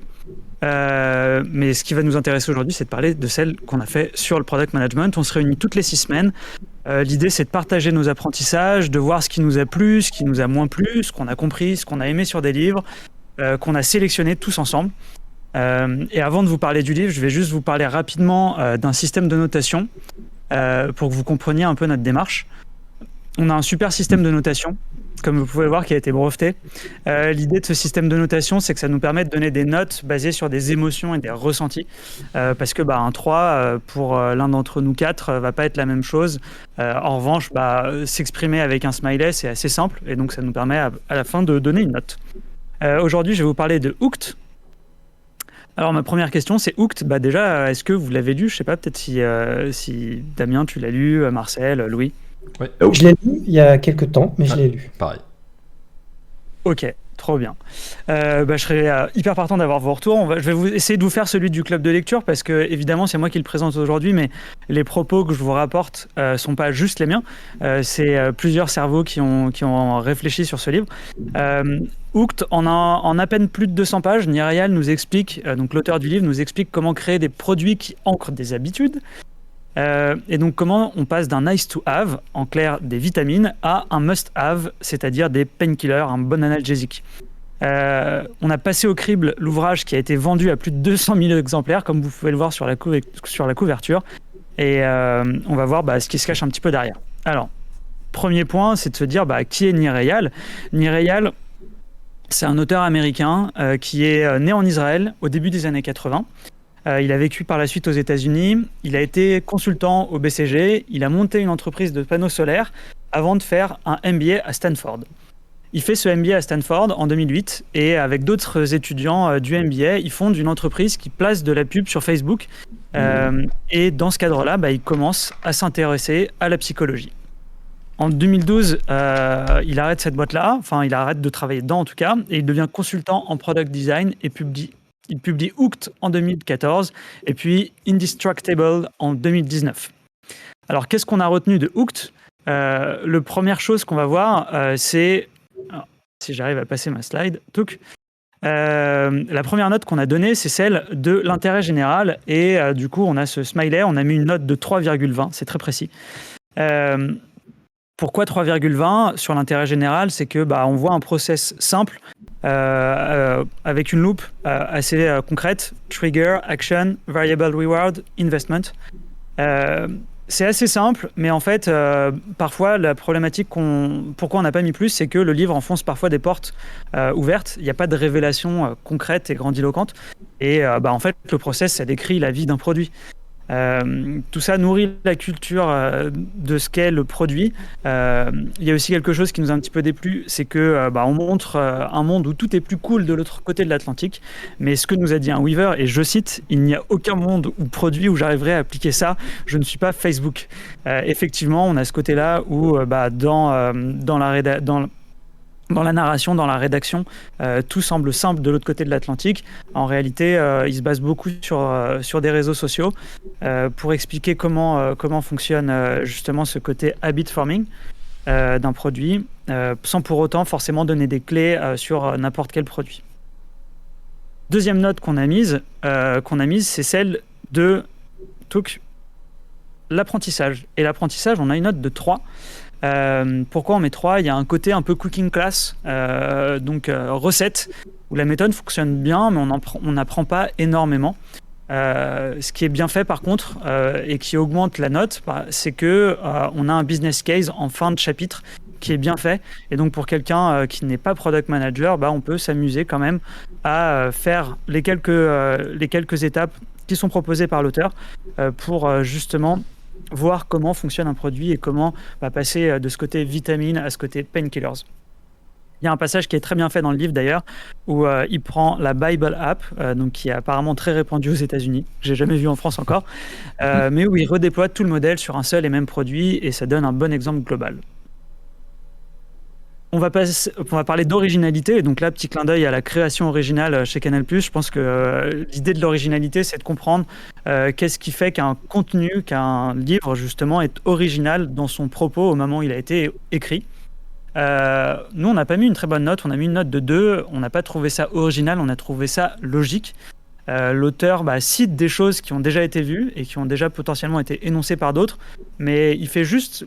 la citation sans forcément avoir l'explication qui va avec. En 2014, quand il sort, le livre est en rapport avec son temps. Il n'est pas en amont, il n'est pas complètement disruptif, si je puis dire. C'est pas transcendant, les exemples sont un petit peu bateaux parfois. Donc là-dessus, on a été un petit peu déçus parce que c'est vrai que c'est un livre qui, dès qu'on en a parlé, tout le monde pensait avoir quelque chose de vraiment très très fort sur ce qu'était un produit. Enfin, on va parler de plaisir de lecture, et là on a mis une super bonne note. Pourquoi ? Parce que généralement, un peu à l'américaine, on a un gros effort qui est fait sur la narration. On a mis une note de 4,25. Il y a aussi une chose, au-delà du plaisir de lecture, c'est que la rédaction est bien faite et donc la fin des chapitres est super bien détaillée. J'ai mon petit livre et vous voyez en fait à chaque post-it correspond en fait une fin de chapitre où on retrouve tout simplement qu'est-ce qu'il faut retenir. C'est super bien fait, le storytelling aussi est bon. Pour un PM aguerri, moi ce qu'on vous recommande c'est de lire le résumé en fin de chapitre et s'il y a des éléments qui vous intéressent, potentiellement soit aller lire les passages du chapitre qui vous correspondent, soit potentiellement même en fait aller chercher d'autres lectures peut-être plus approfondies sur un sujet en particulier. En fait, la note finale, elle est bonne, mais peut mieux faire. Ce qu'on s'est dit, c'est que donc la note est de 3,13 pour être très précis. C'était un bon livre en 2014 où quelqu'un qui n'est pas adepte du numérique, c'est vraiment quelque chose qui a pu être fort en son temps. Ça peut être un bon moyen de casser la glace pour des gens qui ne sont pas adeptes et comprendre un petit peu comment ça fonctionne. En clair, on aurait fait l'after produit il y a un mois, je vous aurais peut-être conseillé de le mettre sous le sapin justement pour vos parents afin de leur faire comprendre enfin quel était votre métier. Voilà. On va l'offrir à Benoît Tarpereau qui le mois dernier disait que sa sœur ne comprenait pas. Exactement. Une fois de plus, un grand merci justement à tous les membres du club de lecture. Merci à Hamza avec qui j'ai cofondé. Merci à vous aussi qui nous a offert une super bibliothèque. Et puis merci à l'After Produit, à Jess, à Jen pour nous donner ce petit temps pour parler de nos lectures. Merci beaucoup. On nous demande justement quand est-ce que est le prochain rendez-vous du club de lecture, Edouard. C'est une bonne question, il faut que je retrouve la date. Je crois que ça va être avril, si je dis pas de bêtises. Ouais, c'est dans 3 mois. Du club de lecture le club de lecture dans l'after produit, avril, effectivement. Le nôtre en interne, quel livre on va passer à la casserole en février, je sais plus exactement la date. Ok. Parfait. Cool. Merci Edouard. Hop. Et merci à vous. Si tu peux quitter le stream. Enfin, le partage d'écran, pas le stream. Yes. Hop, et c'est bon. Écoute, trop cool. Merci beaucoup, Edouard. Je me posais la question de vous, ce que vous en avez retenu peut-être aujourd'hui, justement, d'une lecture comme ça, que vous avez peut-être fait il y a un petit bout de temps. Un petit peu comme tu l'as dit, c'était pas, en tout cas de mémoire, c'était pas le livre de ma vie. C'était un livre qui se lisait bien. Mais j'avais pas appris énormément, en tout cas à la sortie du livre. Je me suis pas dit waouh, révolutionnaire, je vais pouvoir mettre tout ça en place et c'est bon, je vais être le dieu du product management français. Et toi, Damien? Oui, alors je l'avais lu quand il était sorti, donc du coup effectivement ça commence à remonter là. Mais je trouve que c'est vrai pour beaucoup de livres, hein, ce que je vais dire. Je trouve que c'est beaucoup de, je sais pas si c'est le bon terme, mais de rétro-engineering. C'est-à-dire que on observe des trucs qui ont bien marché, et après on essaye d'expliquer pourquoi ça a bien marché. Donc ça paraît, voilà, ils ont fait ci, ils ont fait ça. Quand je sais pas pour faire ma pub, mais comme j'ai travaillé avec le mec d'Evernote, il y a beaucoup de choses qui sont dites sur comment Evernote ils ont fait sur l'engagement, les machins. Quand tu discutes avec le mec, il t'explique que sur le moment il a essayé et ça a fonctionné quoi. Ouais. Et que après tu rétro-ingénières le truc et tu te dis alors attends, il y a ça comme phase et tout. Donc c'est super intéressant pour tout le monde de se dire voilà les grandes phases, les trucs, et tu peux en prendre des choses et pour en faire, mais c'est souvent voilà, c'est de la post-rationalisation en fait. Donc c'est hyper intéressant. Mais quelque part, je trouve que c'est toujours un peu trop tard en fait. Une fois que tu as post-rationalisé le truc, c'est voilà le truc. Tu vois, les Dropbox quand ils t'expliquent leur MVP, tout ça, c'est trop tard. Ça y est, ça marchera plus quoi. Mais du coup, alors pour toi, il faudrait avoir la bonne idée au bon moment et croiser les doigts là-dessus. On peut pas capitaliser forcément énormément finalement sur ce qui s'est passé précédemment pour construire le futur. Mais si, justement. Non, mais c'est, je sais pas, je crois qu'on disait tout à l'heure, c'est copier-coller, ça marche pas. C'est juste que, effectivement, tu peux t'inspirer, il faut, parce que justement, quand il y a des gens qui ont eu des gros succès, c'est hyper important de comprendre ce qui s'est passé et tout ça. Mais je veux dire, c'est pas la recette magique. Honnêtement, si on lisait un bouquin et qu'on avait la recette magique pour faire le prochain Facebook, je serais pas là en train de vous parler. Achète, il serait multimilliardaire, acheter des NFT. Ouais, non, mais bien sûr. Donc c'est hyper intéressant. Moi, je trouve ça passionnant. ces trucs-là. Et d'ailleurs, du coup, moi, les livres que je commence à lire de plus en plus, c'est plus trop des livres sur ça. Enfin, tu vois, c'est plutôt sur les histoires des gens, tu vois, les histoires de Netflix, l'histoire d'Apple, enfin, les gens, comment ils ont fait leur truc, en fait. Parce que tu te rends compte, finalement, que c'est un peu les mêmes, les mêmes sujets. C'est-à-dire que c'est des mecs, à un moment donné, ils se sont dit, bon, allez, j'y vais, quoi. Et qui t'expliquent ce qu'ils ont fait. Et ouais, bon, bah, c'est impressionnant parce que ça paraît logique une fois qu'ils l'ont fait, mais sur le moment, c'était les premiers à imaginer le truc. Et des fois, c'est pas des trucs complètement fous, hein, c'est juste un mec qui a osé faire un truc que personne n'avait osé faire. Et maintenant, je trouve ça presque plus C'est intéressant intéressant. que des livres de Ouais. post-rationalisation, entre guillemets. Je sais pas si vous avez déjà vu hein, l'histoire de Netflix et De tout ça. Netflix, c'est incroyable. Ouais. Moi, je l'ai vu du coup sur YouTube. Il y a un YouTuber qui a fait toute cette histoire-là et c'est incroyable pour concurrencer le DVD, la location de DVD, enfin de cassettes. C'est VHS, ouais. Parce que tu as tous les principes produits en fait dedans. Hein. C'est juste que c'est pas dit comme ça, mais le mec a fait du produit depuis depuis le début. Incroyable. Ouais. Enfin, bref.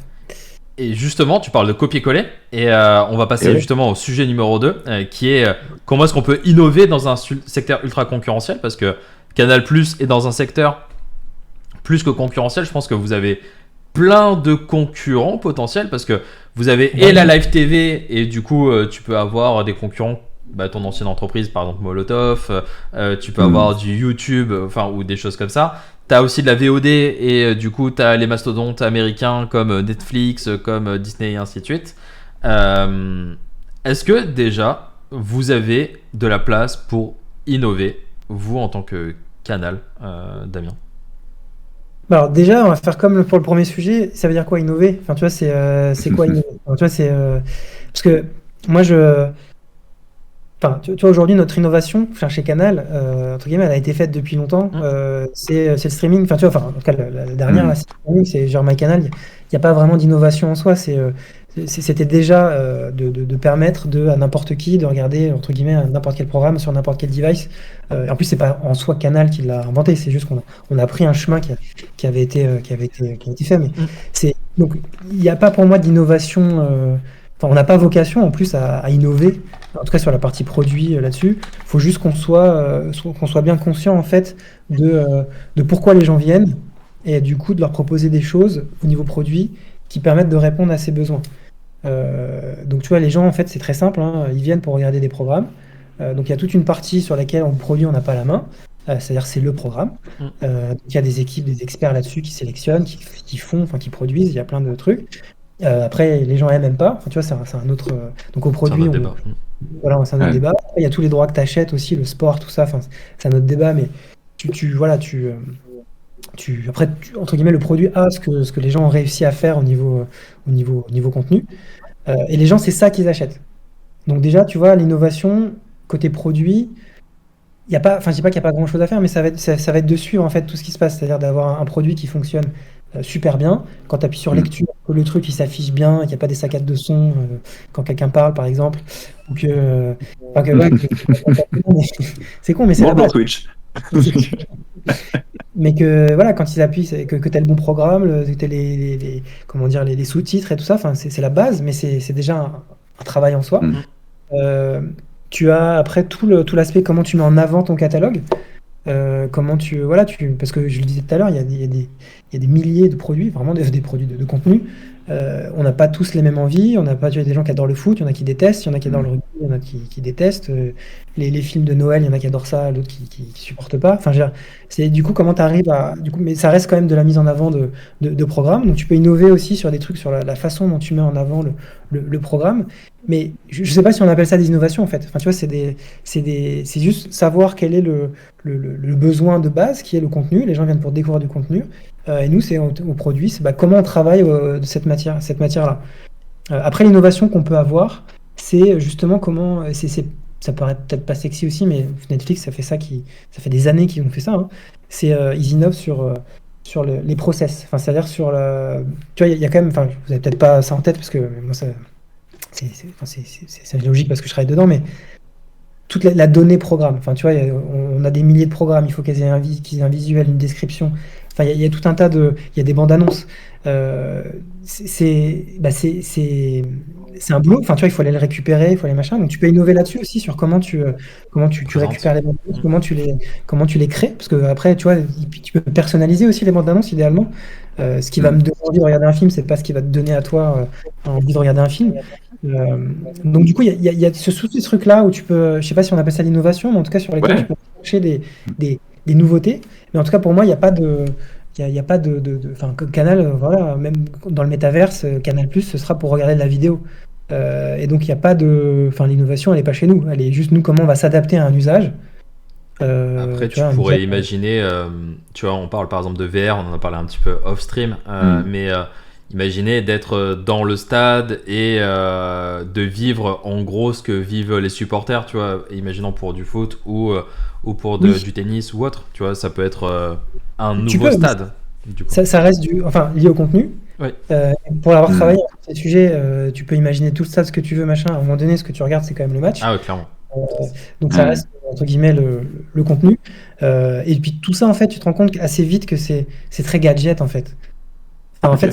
fait, toi, tu te fais plaisir en tant que product manager ou enfin, avec tes designers, t'imagines plein de trucs et tout, mais fondamentalement, ça reste assez gadget. Alors peut-être que ça le deviendra, enfin parce que la techno permettra de faire des trucs où c'est beaucoup plus immersif, beaucoup plus, enfin je sais pas, il y aura des trucs qui feront que ce sera pas du gadget, mais à date, ça reste encore pour moi assez limité ce que tu Ouais. peux faire, parce que moi chez Molotov on avait travaillé sur ça, hein, sur les cases, enfin sur l'expérience de Molotov, tu vois, de regarder avec quelqu'un avec un casque virtuel un programme. En fait, c'est marrant, l'expérience de secondes, tu te connectes, tu vois ton pote, tu dis vas-y, assieds-toi sur le canapé, vous êtes là, vous parlez, enfin c'est marrant. Mais après, en fait, fondamentalement, on continue à regarder un programme parce que fondamentalement, tu as un smartphone qui Ouais. est là. Hein. C'est- Et du coup, Ah, c'est parce chiant. que c'est une limitation technique ou c'est parce que tu penses que le besoin utilisateur n'existe pas d'être plus immersif finalement? Mm. Aujourd'hui, alors après, moi, je suis pas un grand Manitou qui te dit Non, ce qui mais va se oui, passer. mais Aujourd'hui, moi, je vois pas l'usage. Enfin, je vois Ok. pas je trouve ça très sympa. Et il faut, hein. Moi, je sais qu'il y a plein de trucs qu'on regarde, parce qu'il faut être prêt. Parce que, en fait, sur les innovations technologiques, tous les ans, je sais pas combien, j'ai pas de Ouais. chiffres, mais t'en as des milliers Mm. qui sont lancés. Et puis, à un moment donné, paf, t'en as une qui prend. Et là, bah, si t'as pas regardé, si tu t'es pas posé la question, le truc il part sans toi et c'est chaud. Je te dis, un truc qui va arriver à un moment donné, c'est que tu as tous les constructeurs là, automobiles, enfin même pas qu'automobile, hein, l'aviation, les trains, enfin tous les transports et ça, qui se posent la question du streaming. Ils se demandent en fait aujourd'hui comment ils vont pouvoir proposer une expérience de streaming dans leur enfin, device entre guillemets, enfin dans leur Transport. moyen de transport, merci. Et c'est pas comme dans les avions aujourd'hui où tu as un écran où tu vas choisir ton programme et tout. C'est potentiellement même toi, tu peux emmener ta tablette ou ton téléphone avec ton abonnement et comment du coup tu peux regarder sur un autre écran les trucs qui sont à toi. Fondamentalement, l'innovation elle est chez eux. Enfin, tu vois, c'est un truc qu'ils vont vendre eux, Ok. c'est un service qui va peut-être, tu vas choisir une compagnie plus qu'une autre parce qu'il y a ce service-là. Je dis ça, je sais pas, mais nous en tant que canal, c'est comment on est là-dessus, comment on arrive à être au bon moment, comment on a le bon usage, enfin le bon cas d'usage. Tu vois, dans un train, bah, c'est peut-être pas pareil que quand tu es chez toi dans ta télé. Voilà, dans la voiture, c'est pareil aussi, hein, avec toutes les voitures autonomes et tout. C'est quoi l'expérience de regarder Canal+ dans une voiture autonome quand je sais pas, quand tu es lancé sur l'autoroute et que tu n'as plus rien à faire. Du coup, mais c'est pas en soi, c'est pas l'innovation chez nous. Enfin, tu vois, Ouais, d'accord. ça restera MyCanal. Souvent, ça va être de l'Android derrière, donc c'est pas des nouveaux développeurs à aller chercher. C'est pas des nouvelles compétences à aller acquérir. C'est juste, c'est quoi l'usage, comment on l'utilise et comment on utilise notre ADN, enfin nous canal, nos contenus, comment on les met dans un environnement qui est différent. Et donc, c'est pour ça que l'innovation, pour moi, c'est plus du coup enfin, il y a plus d'innovation, elle a été faite. On n'a pas vocation à inventer un nouveau truc. Par contre, on peut innover sur les programmes. Et ça, c'est ça que les gens achètent. Hein. Donc là, entre guillemets, ce sera même une autre équipe. Mais c'est d'aller trouver de produire l'équivalent du Bureau des légendes ou je sais pas quoi, enfin de la Casa des Papel, ce que vous voulez. Ouais. Mais en tout cas, voilà, il y a de l'innovation là-dessus. On peut faire des trucs aussi interactifs, mais ça reste du contenu. Et donc du coup, côté produit, il y a pas. Enfin, c'est vraiment. En fait, on est sur les fondamentaux, c'est-à-dire Les gens, ils veulent quoi? Ils viennent pourquoi? Et comment on leur sert, en fait, ce truc-là. Mais du coup, voilà. Pas de- C'est super intéressant ce que tu dis. Finalement, pour poser un peu la question en mode binaire, tu dirais que Canal, c'est une boîte de programmes et le produit est au service du contenu vidéo. Et c'est en ça que tu dis on peut pas vraiment finalement innover. Ou bien Canal est une boîte produit. Je sais qu'il y a beaucoup de CPO qui rêvent de dire ma société, c'est une société produit. C'est devenu une boîte produit, une boîte tech. Ça en est où là un peu au niveau du fonctionnement finalement de Canal? Est-ce que tu penses que t'es tributaire finalement vraiment dans ce que tu dis, hein, de ce qui transparaît, c'est que t'es tributaire finalement de la qualité des programmes Canal? Contenu. Oui, Ouais. mais c'est ça que les gens achètent. Enfin, je veux dire, Canal sans le contenu, ça n'existe pas. Enfin, tu vois, on va donner un exemple. Tu vois, on Ok. parle du mode expert. Donc, je sais pas si tout le monde sait ce que c'est le mode expert. Ouais. Le mode expert, c'est un mode avancé en fait quand tu regardes un programme live. Par exemple, sur un match de rugby, tu vas avoir les statistiques du rugby, les moments forts. Donc, c'est-à-dire qu'on a coupé des moments d'un essai ou d'un truc et que tu peux le revoir si tu arrives en retard. T'as des questions. Enfin, t'as tout un environnement un peu interactif qui permet de faire des choses pendant le match. Et puis il y a plein de choses qui arrivent aussi là-dessus, vous allez voir, ça va être très cool. Mais ça, voilà, ça permet juste de pas juste, entre guillemets, consommer son live, ça permet d'avoir des choses en plus. Et du coup, je me suis perdu dans ce que je voulais vous dire. Oui, voilà, pardon. Le mode expert, en fait, les gens n'achètent pas le mode expert. Les gens, ils achètent le top 14. Enfin, tu vois, quand ils s'abonnent à Canal+, c'est pas parce qu'il y a le mode expert, c'est parce qu'ils veulent voir le match de leur équipe ou parce qu'ils savent qu'il y a la Formule 1. Tu vois, typiquement, c'est un truc maintenant sur Canal, ça, la Formule 1. Tu peux avoir enfin, du coup, tu découvres le mode expert quand t'as. Donc c'est ça, puis qui Via le programme. chose qui te dit putain, la Formule 1 chez Canal, c'est quand même autre chose parce que voilà, tu peux suivre la caméra, enfin tu peux suivre le pilote que tu veux et tout. Enfin, c'est elle a proposé ça. Mais voilà, les gens vont acheter parce qu'il y a la Formule 1, pas parce qu'il y a le mode expert. Et donc oui, tu es tributaire parce que le jour où on perd la Formule 1 et habilement, je ne parle pas d'un autre sport. En fait, oui, voilà, les gens, ils se disent pas, je vais rester. J'étais fan de foot, il n'y a plus de foot potentiellement chez Canal. Il y a encore le foot, hein, mais tu vois, il y a un sport qui disparaît. Les gens vont pas se dire, je vais rester chez Canal parce qu'il y a le mode expert. Et non, moi, je voyais le foot, donc je m'en fous, je vais où il y a le foot en fait. Alors, c'est un peu plus compliqué que ça, mais vous voyez l'idée. Donc, ouais, le truc avant tout, c'est les programmes. Et d'ailleurs, on le voit en fait. Hein, c'est pas pour faire il y a des applications d'un point de vue produit qui sont pas, on va dire, les meilleures sur un point de vue interface. Enfin, ça n'empêche pas de cartonner et de venir dans les applis les plus utilisées. Je donne pas de nom extra, mais je pense que vous voyez peut-être de quoi je parle. Mais parce que ouais, il y a le contenu. Il y a le contenu. Et donc, je suis pas en train de me tirer une balle dans le pied en disant s'il y a des gens de Canal qui écoutent, là, en disant que le produit ne sert à rien. Mais faut savoir remettre les choses à leur place. C'est-à-dire que Bien sûr, non mais c'est ça. les gens viennent pour du contenu. Le produit, du coup, pour répondre à ta question, oui, il est là pour juste sublimer le contenu. Mais s'il n'y a plus de contenu, il n'y a plus rien, il n'y a plus de canal. Et donc, du coup, nous, c'est voilà, au produit, c'est comment. Alors, on est tributaire, c'est-à-dire que notre obsession n'est pas de est-ce que les produits sont bien ou pas, hein, les produits, les contenus sont bien ou pas. Il y a des équipes ultra pertinentes chez Canal pour ces trucs-là. Après, nous, c'est comment on met on a l'écran, en fait, on est la boîte, le bijou. Le bijou, c'est pas nous, mais nous, on est la boîte. Comment on fait un truc qu'on trouve bien facilement, ça donne envie, ça met bien en valeur le bijou. Et donc, ouais, il y a de la place pour faut faire des choses différentes, mais il faut avoir en tête que ce qui est important, et du coup, pour répondre à ta deuxième partie sur est-ce que Canal c'est une boîte produit? Bah non, ça le sera jamais, c'est une boîte de contenu. Enfin, tu vois, c'est une boîte de contenu. Et je pense que demain, Canal, s'il faut couper des jambes chez Canal, c'est pas le contenu. Hein. Enfin, ce sera d'abord le produit plutôt que le contenu, parce que c'est super important. C'est le nerf de la guerre. C'est le nerf de la guerre. Ouais.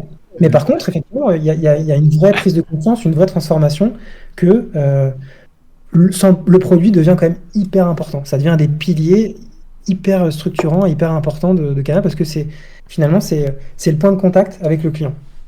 Parce que je vais te titiller un petit peu, hein, Damien, mais il y a des solutions illégales qui existent.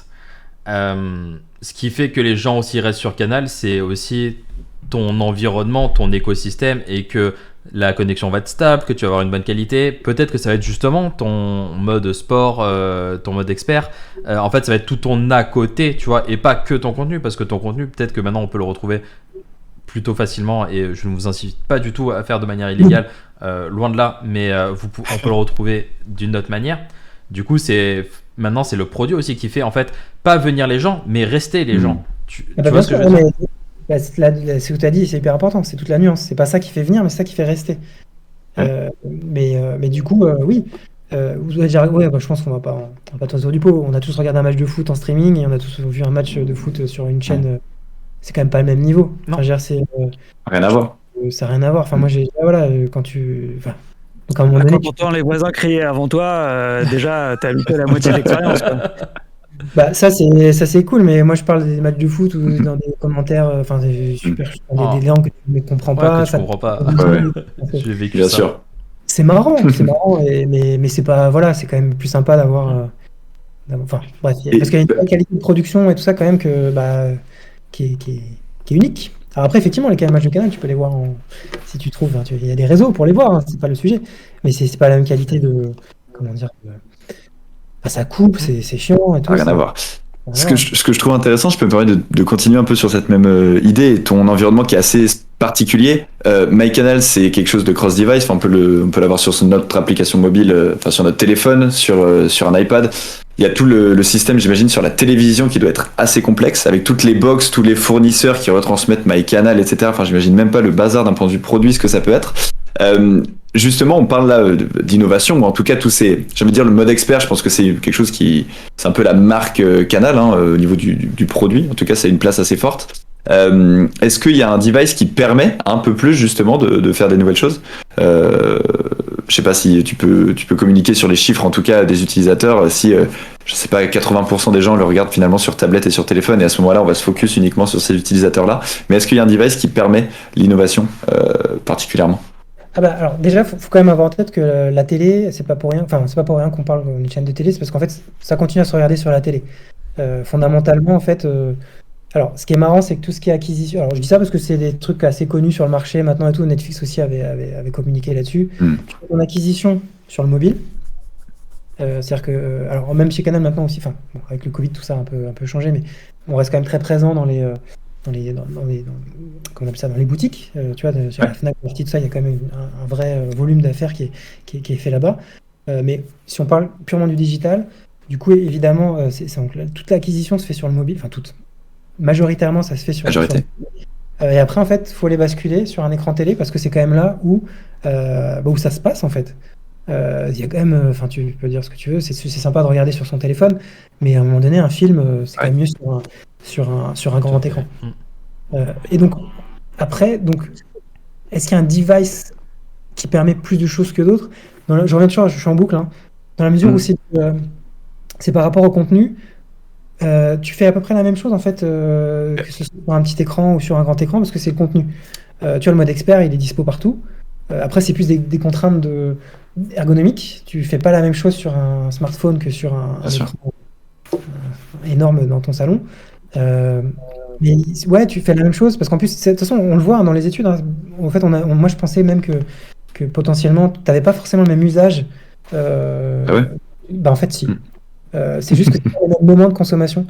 Tu vois, tu vas utiliser le smartphone. En fait, quand c'est les jeunes qui l'utilisent pour regarder Canal, en fait, c'est parce qu'ils sont chez eux et qu'ils n'ont pas, parce que la télé est occupée ailleurs ou parce que ils font ça discrètement sous la couette pour pas que les parents les voient et tout ça. Mais ça reste, voilà, en fait, ils sont vraiment en train de regarder un contenu et que s'ils pouvaient, ils le regarderaient sur la télé. Ça marche. Et ça sert peut-être à finir quelque chose, tu vois, enfin genre. T'as commencé à un endroit, tu finis à un autre, mais ça reste le truc, c'est là pour regarder du contenu. Et t'as pas d'action particulière parce que t'es sur un smartphone ou parce que t'es sur une télé.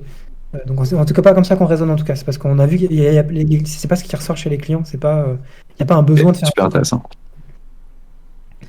Eh ben écoutez. Vas-y, Edouard, si tu veux poser une dernière question et après on va passer. C'est intéressant le comparatif que tu faisais. Enfin, quand je repense à l'innovation, tu disais l'innovation, elle est derrière nous quelque part. Du coup, si j'extrapole et tu l'as pas dit, mais t'estimes du coup que tes concurrents ont eux aussi cette innovation derrière eux et que vous vous battez juste sur le contenu, c'est ça? On va parler d'un exemple très concret du dernier qui est arrivé sur le marché et qui a tout défoncé. Hein. Ça s'appelle Disney+. Ouais. Bah, ils sont arrivés, ils ont une app. Bon, bah, elle est bien, hein. Enfin, il n'y a pas de sujet. hein. Il y a des manques. Comment? Il y a des manques, enfin, étant consommateur, et du coup, il y a des Elle est manques. pas parfaite. Hein. Ouais, mais ils sont arrivés avec Mandalorian, enfin, avec des Ouais, catalogues tout Ouais. Disney, Marvel, et ainsi de suite. complètement Mais fous. du coup, Et non, mais je veux du dire, coup, du ma coup, question. ils n'ont pas innové sur le produit, ils sont arrivés et, entre guillemets, c'était Ok. avec le contenu et ça les a pas empêchés. C'est la première plateforme de streaming maintenant, hein, Disney+. Hein. Je sais pas si vous êtes au courant, hein, mais c'est- Devant Netflix alors, je sais plus si ça va venir ou pas, mais en tout cas, c'est la première, c'est la numéro 1. C'est incroyable. Ok. Mais du coup, moi, la question que je me posais, c'était, enfin là, on a parlé justement du produit tel qu'il est et qui aujourd'hui est pas forcément amené à beaucoup bouger, ou en tout cas peut-être de façon incrémentale, quoi. Mais comment tu le voyais justement, peut-être soit sur des choses en interne côté process, soit sur éventuellement d'autres produits, de te dire, bah en fait, demain, on veut, je sais pas.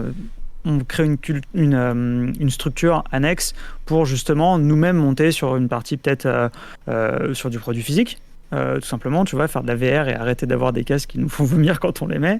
Enfin voilà, c'était ma question de se dire, ok, comment vous, enfin, est-ce que c'est des choses auxquelles toi tu penses et puis du coup, est-ce que ça a un intérêt, tu vois, aussi en tant qu'entreprise, de se dire, bah si on arrive aussi à avoir, je sais pas, pas la télé, mais peut-être l'écran de demain, est-ce que ça a un intérêt, tu vois, de le faire? Bah, je pense que, alors déjà, tu l'as dit, hein, c'est un choix d'entreprise, c'est pas un choix produit pour le coup. Parce que là, on parle clairement pratiquement, enfin, tu vois, de faire du device, enfin, faire un écran, enfin, faire une télé, ou Ça n'a rien à faire, voir. c'est autre chose, Ouais. hein. C'est carrément autre chose, c'est des investissements assez lourds, enfin bref, c'est carrément une autre planète. Même si chez Canal, il y a le côté device, hein, mais déjà pour du coup voir comment ça se passe, ouais, c'est autre chose. Hein. Alors même si après les deux sont, enfin les deux, le device et le software doivent cohabiter parce que c'est ça enfin c'est ça qui fait tout le produit. Mais oui, c'est des questions qu'il faut se poser, qu'il faut voir. Pourquoi je réponds qu'il faut se poser la question, c'est que de toute façon, enfin aujourd'hui, c'est un vrai sujet, c'est que il y a plein de, enfin, vous le voyez tous, enfin je sais pas si vous avez analysé le marché comme ça, mais t'as quand même tous les gens qui faisaient du device qui se mettent à faire du software pour agréger les trucs. T'as certains enfin, qui faisaient du software qui font maintenant qui se sont lancés dans le device. T'as les écrans télé, enfin quand je dis le device, tous ceux qui font les smart TV, tout ça aussi, ils jouent ce rôle d'agrégateur. On n'en parle pas assez, mais enfin pas beaucoup, mais tous les box FAI, c'est là où en fait les ventes se font, hein, aujourd'hui. Hein. C'est assez incroyable. Donc il y a une vraie question sur comment en fait comment tu deviens le device principal du client. Et à partir de là, en fait, c'est presque facile après d'aller vendre, parce que du coup, enfin facile. En tout cas, voilà, c'est le gros truc. Il est comment je suis l'écran télé de la personne. Donc à partir de là, oui, la question du device, elle se pose. Est-ce qu'il faut faire une télé? Est-ce qu'il faut faire des clés? Est-ce qu'il faut faire des partenariats avec tout le monde? Et voilà, ça c'est des choix business, des choix d'entreprise. Mais ouais, ça peut être ça aussi l'innovation à un moment donné, c'est faire quelque chose. Mais en soi, c'est pas une innovation, tu vois, c'est plus un changement de business model. Ouais, complètement. Et tu vois, Sky a fait ça il y a pas longtemps. Ils ont lancé des télés. En fait, c'est comme si tu achetais un abonnement de téléphone, enfin un téléphone, avec un abonnement enfin, que tu payes tous les mois. Et en fait, tu as une télé, et dedans, tu as toute une interface qui te permet d'accéder à tous les services Sky. C'est vraiment comme si tu allais chez Orange et tu prenais un téléphone avec un abonnement. C'est fou. Est-ce que c'est une innovation business, commerciale, tu vois, c'est intéressant comme truc. C'est pas une innovation technologique. Ils ont une télé, ils ont fait un abonnement, enfin ça existe depuis quelques semaines, quelques mois. Donc du coup, oui, après voilà, c'est des questions. C'est pour ça que est-ce que ça c'est de l'innovation quand tu poses la question de l'innovation? Donc, il y a plein de choses à innover sur les process, sur les business models, sur les trucs. Maintenant, sur le cœur du sujet, faire du contenu et du coup le produit que tu fais autour du contenu, enfin le produit en lui-même, du coup, à part suivre les tendances et trouver tout ce qu'il y a à faire, sauf si vous avez des idées, hein, n'hésitez pas, c'est le moment. Mais On va parler de VR. On va pas donner à tout le monde.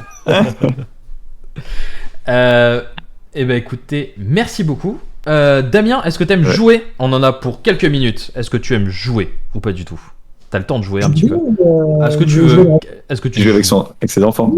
Oui, je joue beaucoup avec mon fils du coup. Donc, ouais, c'est ça. Tu joues à quoi avec ton fils? Ah bah on a plein de jeux de société. J'avoue que j'ai commencé à à lui montrer un petit peu Mario, tout ça, là, comment ça marchait. Avec Plutôt la- pas mal. Il va Avec- tomber dans la marmite, attention. Est-ce que tu connais une ancienne émission de Canal+, qui s'appelle, enfin ancienne même pas forcément, qui s'appelle Burger Quiz? Ouais, bien sûr. Ouais. Bah du coup, tu connais le sel et poivre, sel ou poivre plutôt. Ah, attends, rappelle-moi, pardon. Ouais, faut que je me rappelle. Sel ou Et poivre. bah, je vais te présenter ça, mais on va Ouais, juste lancer l'Happy Hour justement. D'accord. Ouais, on voit les petits burgers qui font sel, poivre. Jingle. Du coup, Ouais, c'est ça. Des plans. Bah justement, en fait, le but c'est, vous allez devoir lever la main. En fait, je vais vous poser, justement, enfin, je vais vous donner une phrase. Vous aurez le choix entre deux réponses. Soit c'est Dark Pattern, soit c'est Dark Vador, ou alors ça peut être les deux. Donc ça va être une espèce de définition. À vous de deviner laquelle c'est.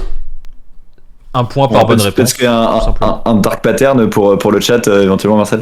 Louis, Un Dark Pattern. qu'est-ce qu'un Dark Pattern Eh ben, allez voir l'after produit de janvier 2021 avec Célia Audan, où on en a pas mal parlé. Un dark pattern, c'est essentiellement sur le digital, hein, je pense pas trop que ça existe en vrai. Une mauvaise pratique mise en place par une entreprise pour aller, guider son utilisateur vers une mauvaise habitude d'achat, une mauvaise habitude de consommation, qui va rapporter certes de l'argent pour l'entreprise, mais qui va être un petit peu malsaine pour l'utilisateur. Exactement. Plutôt clair. Ah bah c'est dans le Larousse 2022, voilà, c'est une avant-première. Eh ben écoutez, donc vous avez le droit à trois choses. Donc soit c'est Dark Pattern, soit c'est Dark Vador, soit c'est les deux. Pour répondre à l'affirmation, vous allez devoir lever la main. Et donc le premier qui lève la main, simplement, justement, pourra y répondre et je donnerai la parole. Est-ce que c'est clair pour tout le monde? C'est très clair. Très clair. Théo. Il est trompeur et malhonnête. Ah. Édouard. Les deux.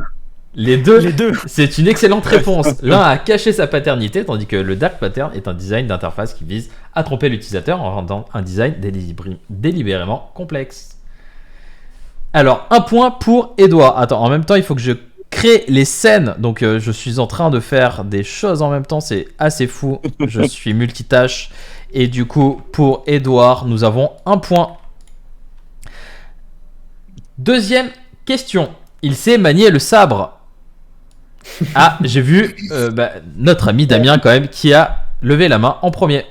Bon, on va dire Dark Vador. Hein. Dark Vador, c'est une excellente réponse. Ouais. Un point Dans pour l'oreillette qu'il y a des dark patterns très innovants.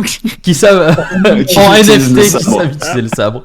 C'est terrible. On dit n'importe quoi ici chez Kipo Quiz.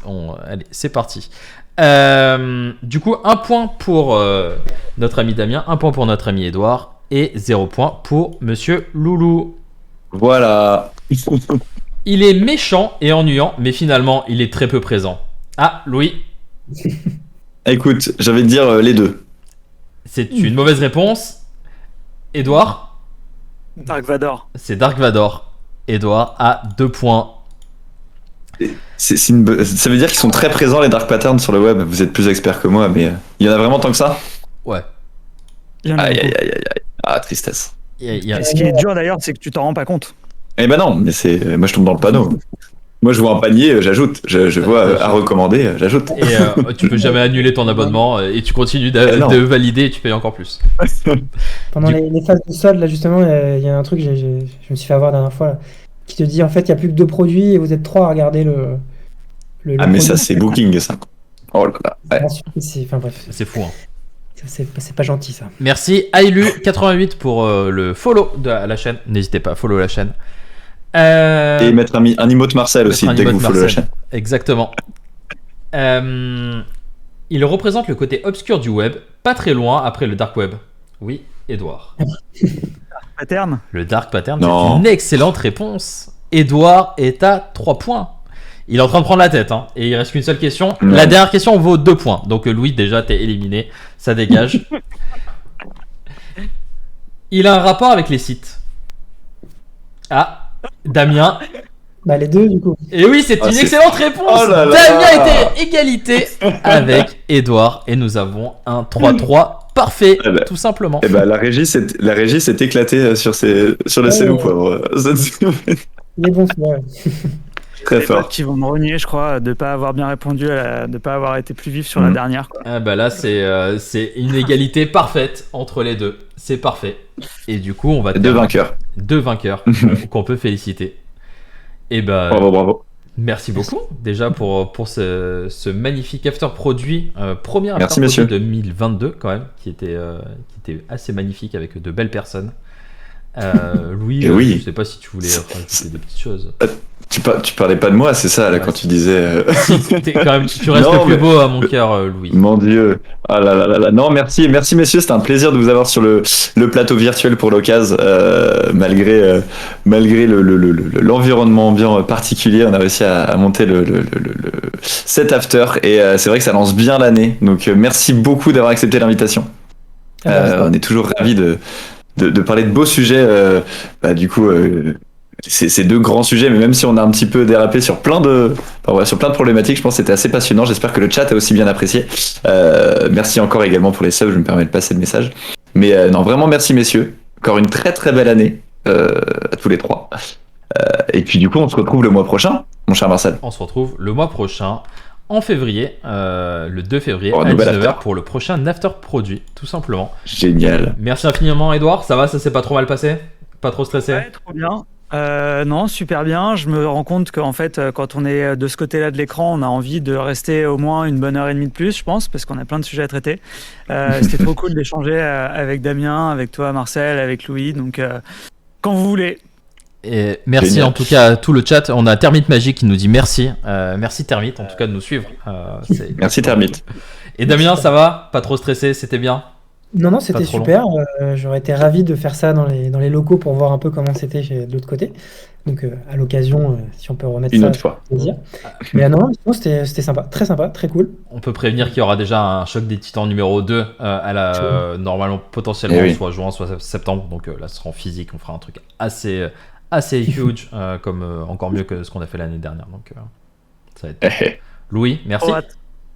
Merci Marcel, merci à tous, très très bonne soirée et puis encore une très bonne année, la santé, le bonheur, la joie et plein de produits innovants pour 2022 tout le monde. Et merci à tous. Merci. Ciao tout le Merci. monde. Merci Salut. à tous dans Ciao. le chat. Merci, Bye bye. merci Salut. beaucoup. Ciao ciao.